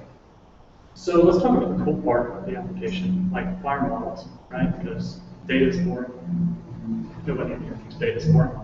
But so a couple of ways that we apply data to decision support. The first is the planning area. So we already talked about what happens when you have a point of origin. We automatically draw one circle. That 1 mile is just, it was a decision. We got to put some boundary in there. It's irrespective of how the fire's going to behave. The planning area is based on the area that the fire planner on a specific incident says, this is the area we need to plan for. It's not saying the fire's going to go this big necessarily, but here's the area we need to be concerned about when we're thinking about this fire, where it might go, and what's out there. So they draw that boundary. This is in California. I turned off all the values because it just obliterates the map. This is right on the edge of north of San Bernardino. And in their planning area, 19,400 structures, potential structures, they build clusters. And then the whole list, everything that starts with C, A, and F, that's on the Angeles National Forest. That's data, that's local data that they've loaded. The users loaded in the application before fire season. That list, I actually used to have 2 slides because it gives 2 pages of things inside their planning area, including any kind of environmental things, critical habitat for endangered species, that kind of stuff shows up as well. Okay, fire models. So the other piece of the application, I'm not a fire behavior modeler yet. Maybe will be one day. But the application contains fire behavior models that all run over the web. So this one, near-term fire behavior, takes the perimeter of the fire, which a user would upload into the application, and then says, it looks out a set period of time, usually a couple of days, 2 to 3 days, and we'll break that up into arrival times. So what we're looking at, the different colors represent 4-hour bands, and each one is 4 hours from the last one as you move kind of outward. And we can then break down the values at risk according to how long is it going to take the fire to get to. That model usually takes anywhere from 30 seconds to a couple of minutes to run, and is available for download as a shapefile or a KML in the application, but it's also displayed in the application. So what we're looking at there, inside that near term, we have 37 building clusters in Gallatin County, 19 building clusters in Madison County. Those are actually address points, so I feel pretty good. Those represent buildings. Additionally, there's a few other things in there, a couple of campground, communication tower, a couple of substations. If that was early in the fire, that might give me a clue to go back to the map and see, well, where is that campground? And who should I start calling about maybe doing some evacuations if that's in the 4 to 8 hour category? it's in the, if it's out there somewhere around the fifth day or the fourth day, maybe I don't need to evacuate it yet, but it needs to be on the list. So a lot of this functions as ticklers for the decision makers. And then the coolest model is the FS Pro, the fire spread probability model. So I talked a lot about probability. What's the chance that something's going to happen? The chance that we're going to have some impact. So fire spread probability, the way that model works, is it takes that last model and near term. Near terms run under one weather scenario. So it'll read a bunch of weather data from the National Weather Service and NOAA, and then you can adjust it. It'll run your one model, and that's your best guess. What FS Pro does is it runs thousands of simulations using your current expected weather as well as historic weather scenarios, going back as far back as the Weather Archive goes, which is about 30 years. And that FS Pro will, you run those as a stochastic model, and you add up, well, how many times did the fire get here? And you come up with a probability band. It's originally a raster, it's converted into vector data in the application. But that red area you're seeing is there's an 80 to 100% chance that the fire's going to get there without suppression action. And it goes on out that the pink band, which on this fire is small, pink is less than a 0.2% chance that the fire will get there. People like to freak out about the pink band. It usually shows up really small on this fire, but on a lot of fires, the pink band is gigantic. That's less than 0.2 of a chance for 14 days the fire will spread out that direction. But anyway, there's a lot of values out there. That's the bear fire in New Mexico. Cold War, 4 or 5 years ago. And then we display that values at risk according to probability bands. So in the 80 to 100% band, there's 1,700 structures. 60 to 79%, 40 to 59, so on and so forth. You take the midpoint of that probability band, multiply it by the number of structures, and at the end, over on the far right, your expected value is actually your risk-adjusted exposure for that fire. Now, you do that with enough fires, and all of a sudden you can actually start to compare the risk-adjusted values of different fires with each other based on where they're expected, how far they're expected to spread. And so if I'm in a situation like last summer, where we had more fires out there than we had resources to handle, you can actually start to use this to prioritize the movement of resources, at least at regional, if not at a local level. And we saw that happen last year, where fire managers would look at their risk, look at the risk of their neighbor's fire and say, you know what, if you take this hot shot crew for the next 3 days, if you have a really critical need coming, I'll get them back later. And when we get into constrained environments, we do see this tool used in that very way. Okay. So the other thing I wanted to talk about was automation. And the work that we're doing is GIS geeks to make all this stuff work and do it with a 2-person show and actually make it efficient and try to free up some of our time for other projects. So one of the things that we like to do is we're trying to move hard in this direction where it's possible is automation. Our original base layer in Withdus was based on the USGS 1 to 24K topo series, and we bought all those maps as TIFFs and apparently stitched them together. This was before I was in this job. Stitched them together and built our own web service, which was internal.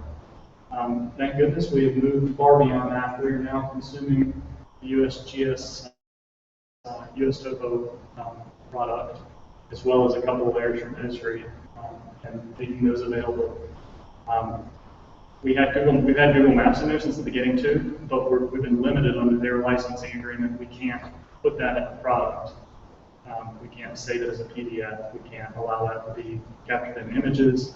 Our IT folks caught on with that one pretty early, so we were really excited and we got great feedback on this. I mean, simple thing, right? Add a web map service, but it's something that hadn't been done before. So we brought those in. That's the US topo. We have the native imagery that is available through that service as well, in the combination, and then we added 2 ESRI layers. So our fire folks have finally stopped complaining about the map-based layers for the first time since the application was built in 2000.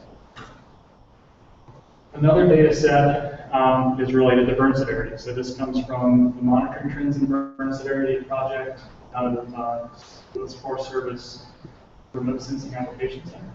And they map all fires in timber over 100 acres and all fires in grass over 300. I think those are the thresholds. And they make that available as a web service. They use Landsat as the basis for this, and they do some band ratioing and basically pull out burn severity. So red is high severity, green is unburned to low severity. That is the yellow polygon is actually the Beaver Creek fire around Haley in 2013. I was a GIS specialist on that fire. And the Castle Rock fire burned around that town several years earlier. If you're familiar with Haley and Ketchum, that's the ski hill right there. That kind of Ketchum.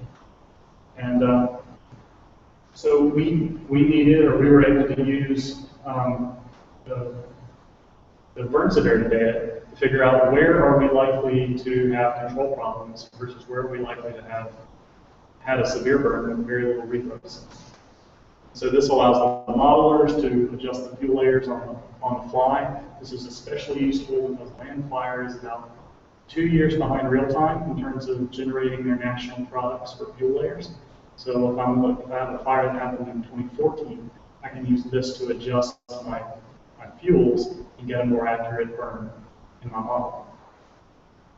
So that's a web service as well. So I don't have to really monitor it. I just have to kind of babysit the services and make sure that they're still pinging. If we're still pinging services, then we're good. That's good too.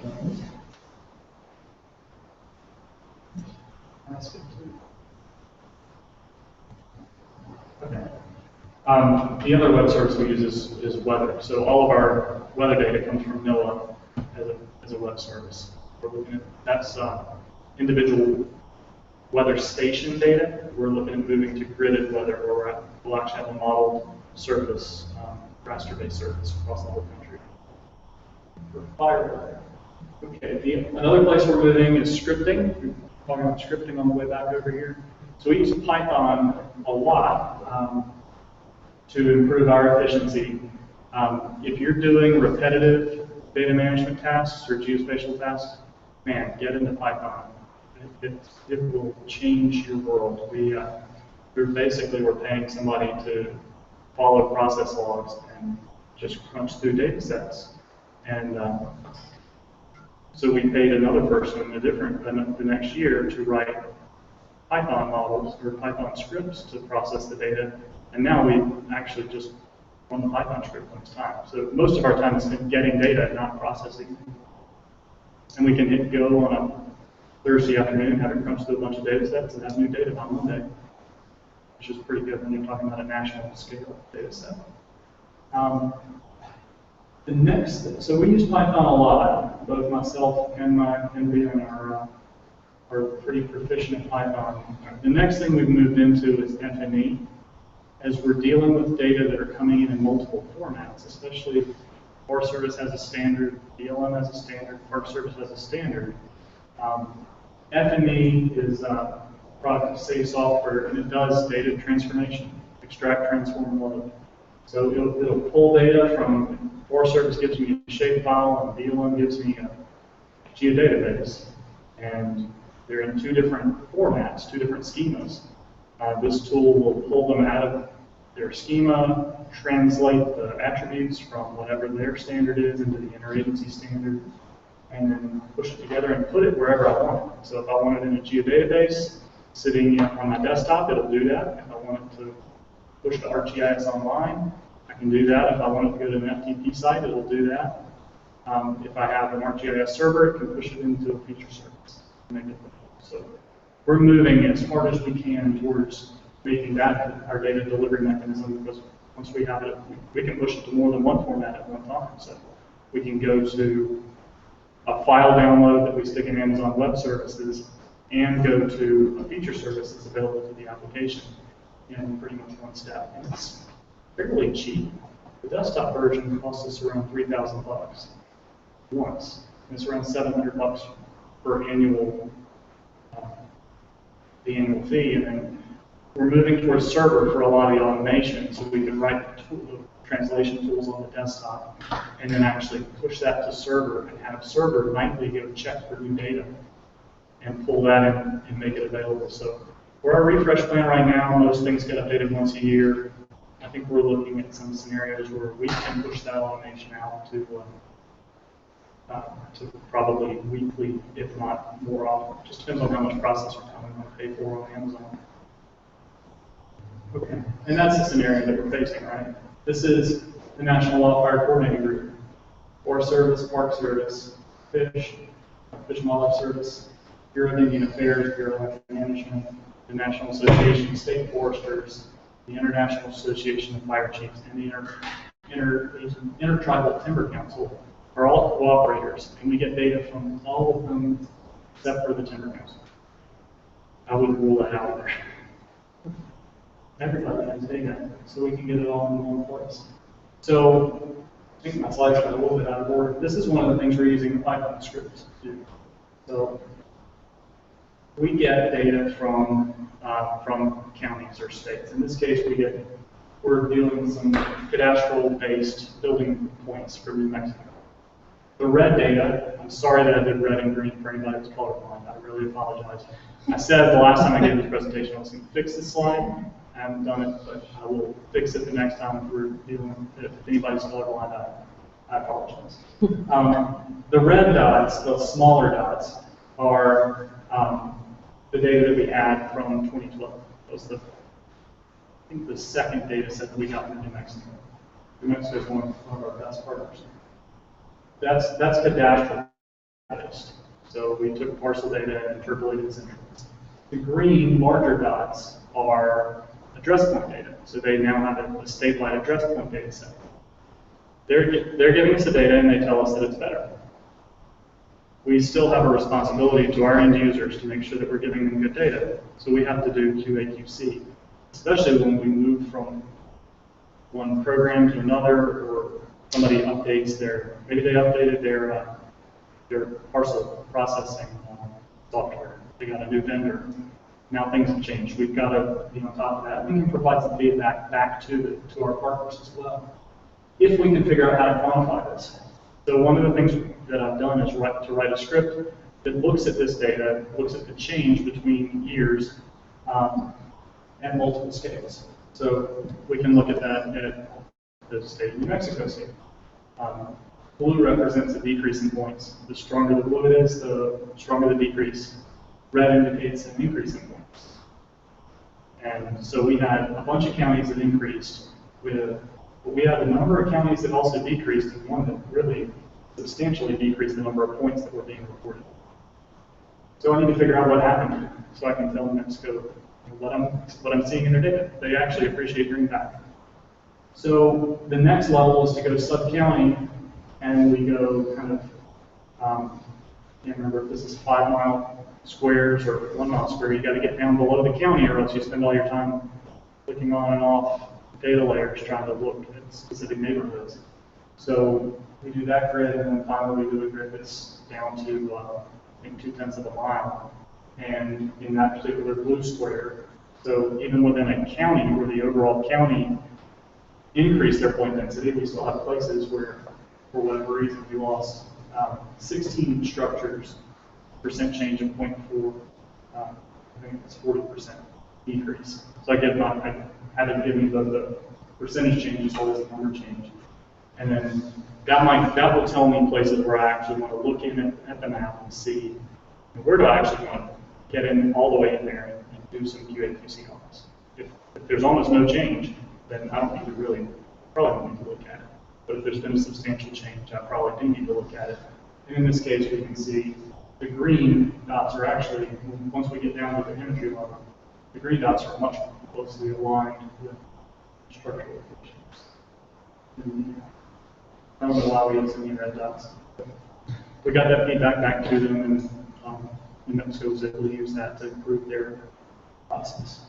So the last thing, we have a GitHub page. I talked about QA/QC. Our GitHub links in there. So we do try to make these tools available back out to the community so that folks can see kind of how they develop over time. Irwin, Irwin stands for the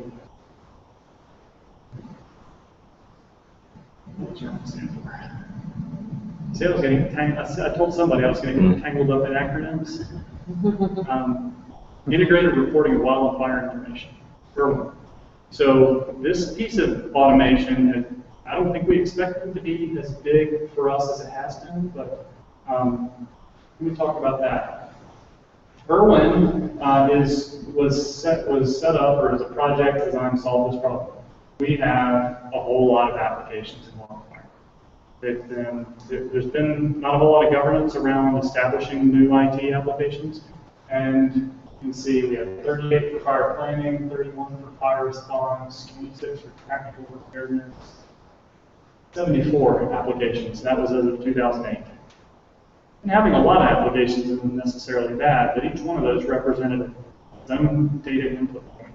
Very few of them were built in a way that they consumed data from somewhere else, and almost none of them were built in any kind of internet-based service-oriented architecture.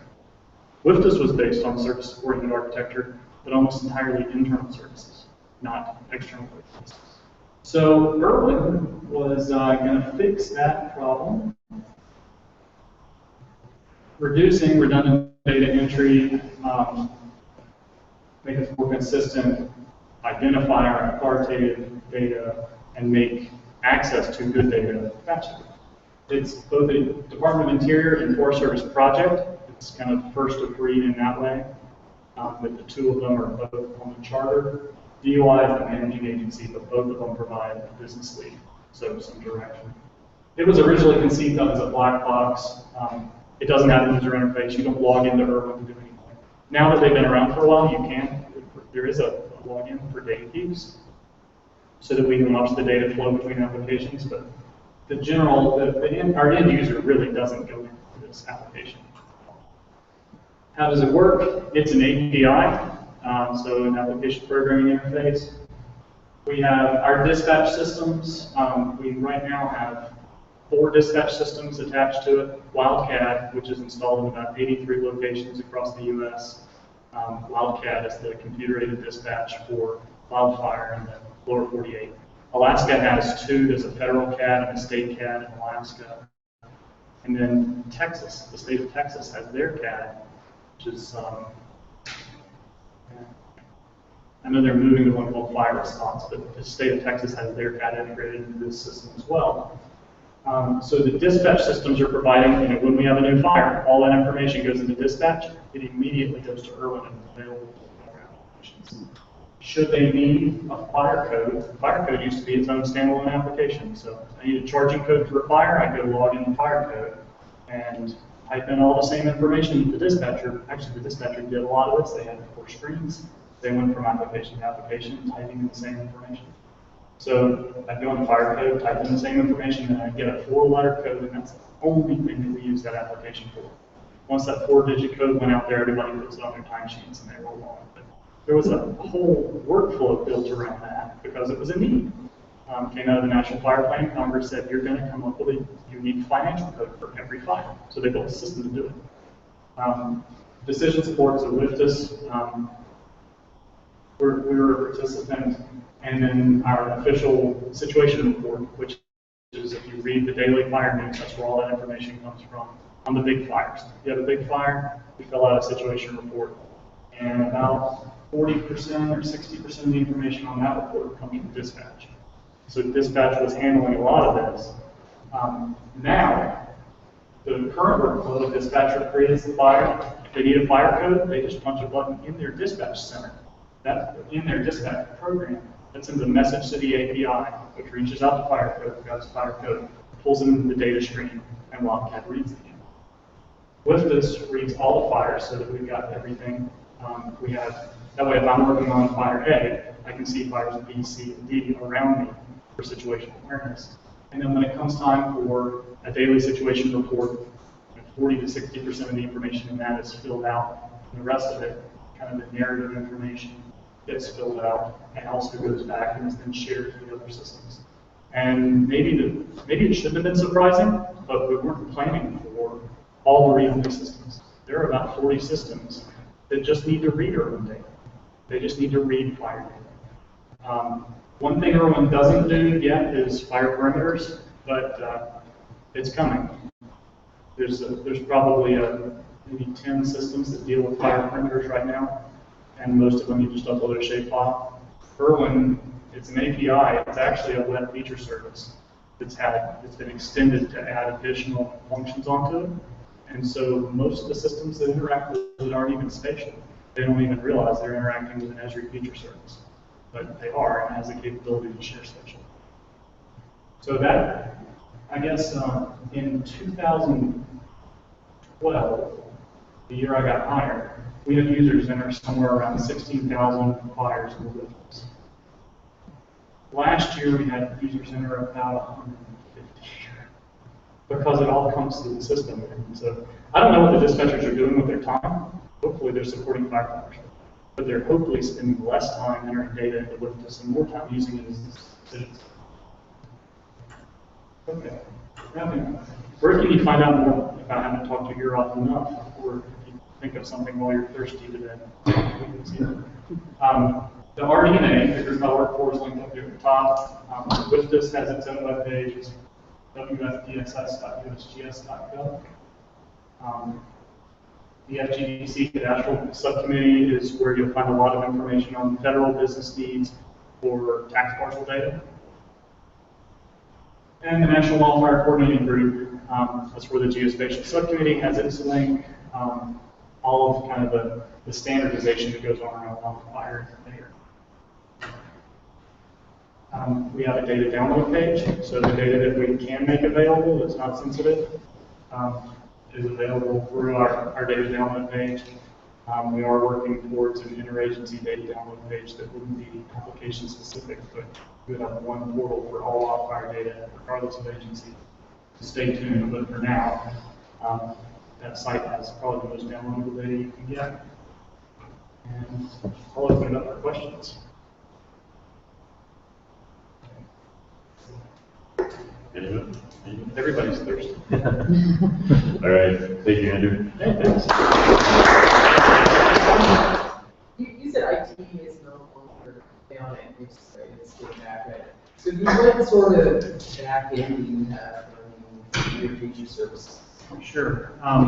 So Irwin, we have different rules depending on which agency you're working with. Irwin is managed by the Department of Interior, and so they are using a cloud hosting company, and they're actually hosted on Amazon. In the Gov cloud, so the government cloud, supposedly all those servers are physically located in the U.S. and they have some hardened security or to offshore access, things like that. But that's where Irwin lives. WIFTIS itself lives at USGS Arrows in Sioux Falls, South Dakota. And so that lives on physical hardware that Forest Service owns. And I think WIFTIS is running on somewhere around 11 or 12 different server machines.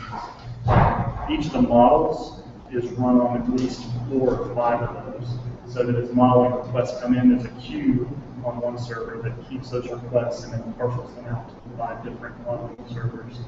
And the funny thing about IT is that they see a server as a server as a server. So we do spend some time kind of tussling with IT over, they need another server for something else, and so they want to take one of the modeling servers.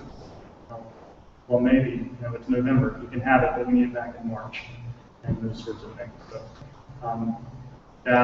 so the IT folks still work at NIFC, a lot of them. It's a physical location, but their reporting structure, they're no longer tied in within the VCG. Forest Service works up through, they use a process called WIFIT, Wildfire IT, and it's sort of a parallel structure that tries to better respect budgeting priorities of different agencies. So, I imagine if you work, city, county, you got to figure out, well, okay, we want to do this thing together, but we need to put it on a server somewhere. So whose server are we going to put it on? Who's going to pay for it? Or how are we going to share that agreement? So there's a lot of that kind of work training that goes on. It's just 5 federal agencies instead of, say, 2. Did that answer the question? Look, we don't have a consolidated federal IT structure. Like, every new application that comes out, you got to figure out kind of on your own, where is it going to get hosted? How are we going to do that? So we just did a new application through Department of Interior that we're developing called NIFTY, that's the Interagency Field Treatment Support System. And that system is going to be, I think we had to figure, we wanted to go cloud.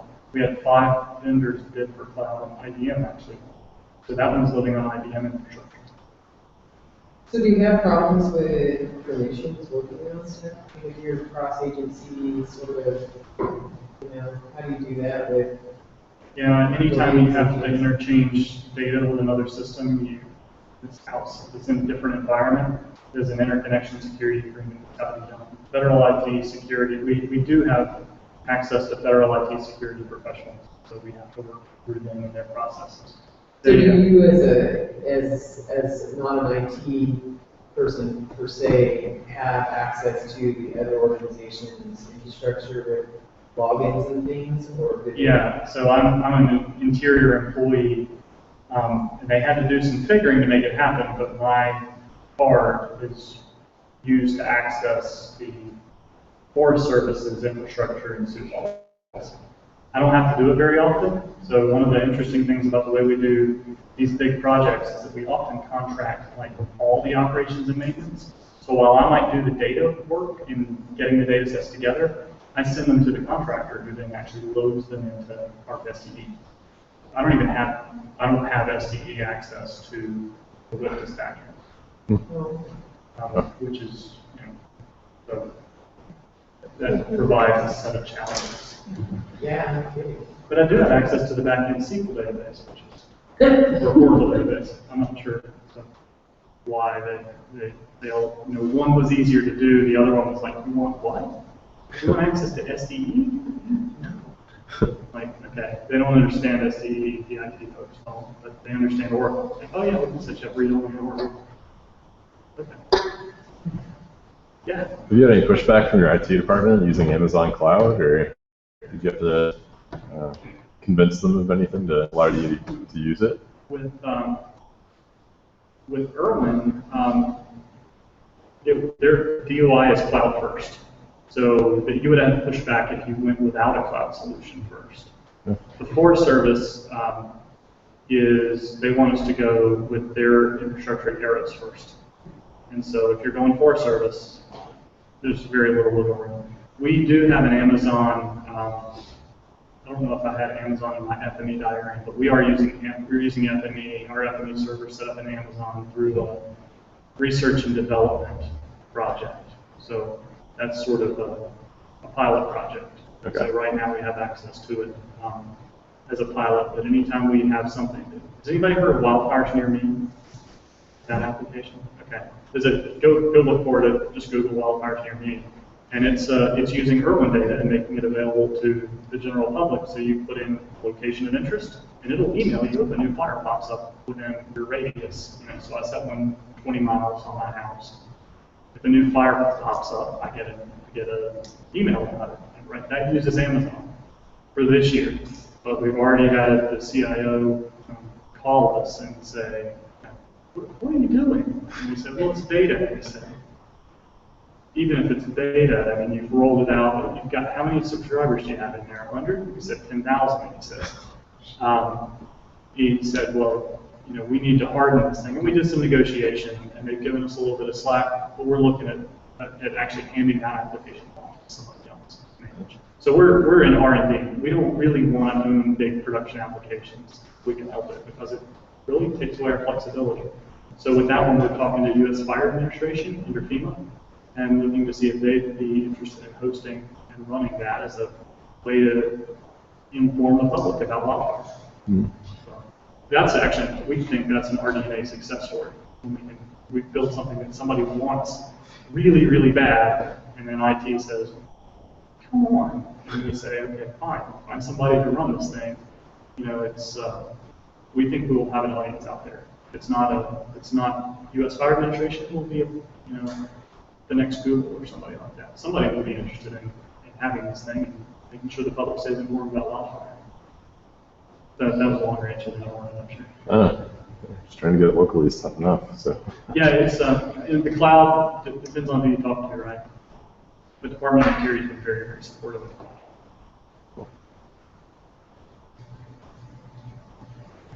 Any other questions? Thanks for your attention. Appreciate it. Appreciate the opportunity to get to know some fellow GIS folks who work in my part of the state. All right. All right, so now the moment we've all been waiting for. Broken Horn Brewery, just no host bar, so everybody's just welcome. It is on Mission Street, so right out here, take a left, and then you cross Steinhardt, and it's maybe, I don't know, a couple hundred yards down the road on the left-hand side. You can't really miss it, so. Smoked up for a bit, it's not too far. Exactly. It's right next door. Yeah, look forward to seeing all you guys down there.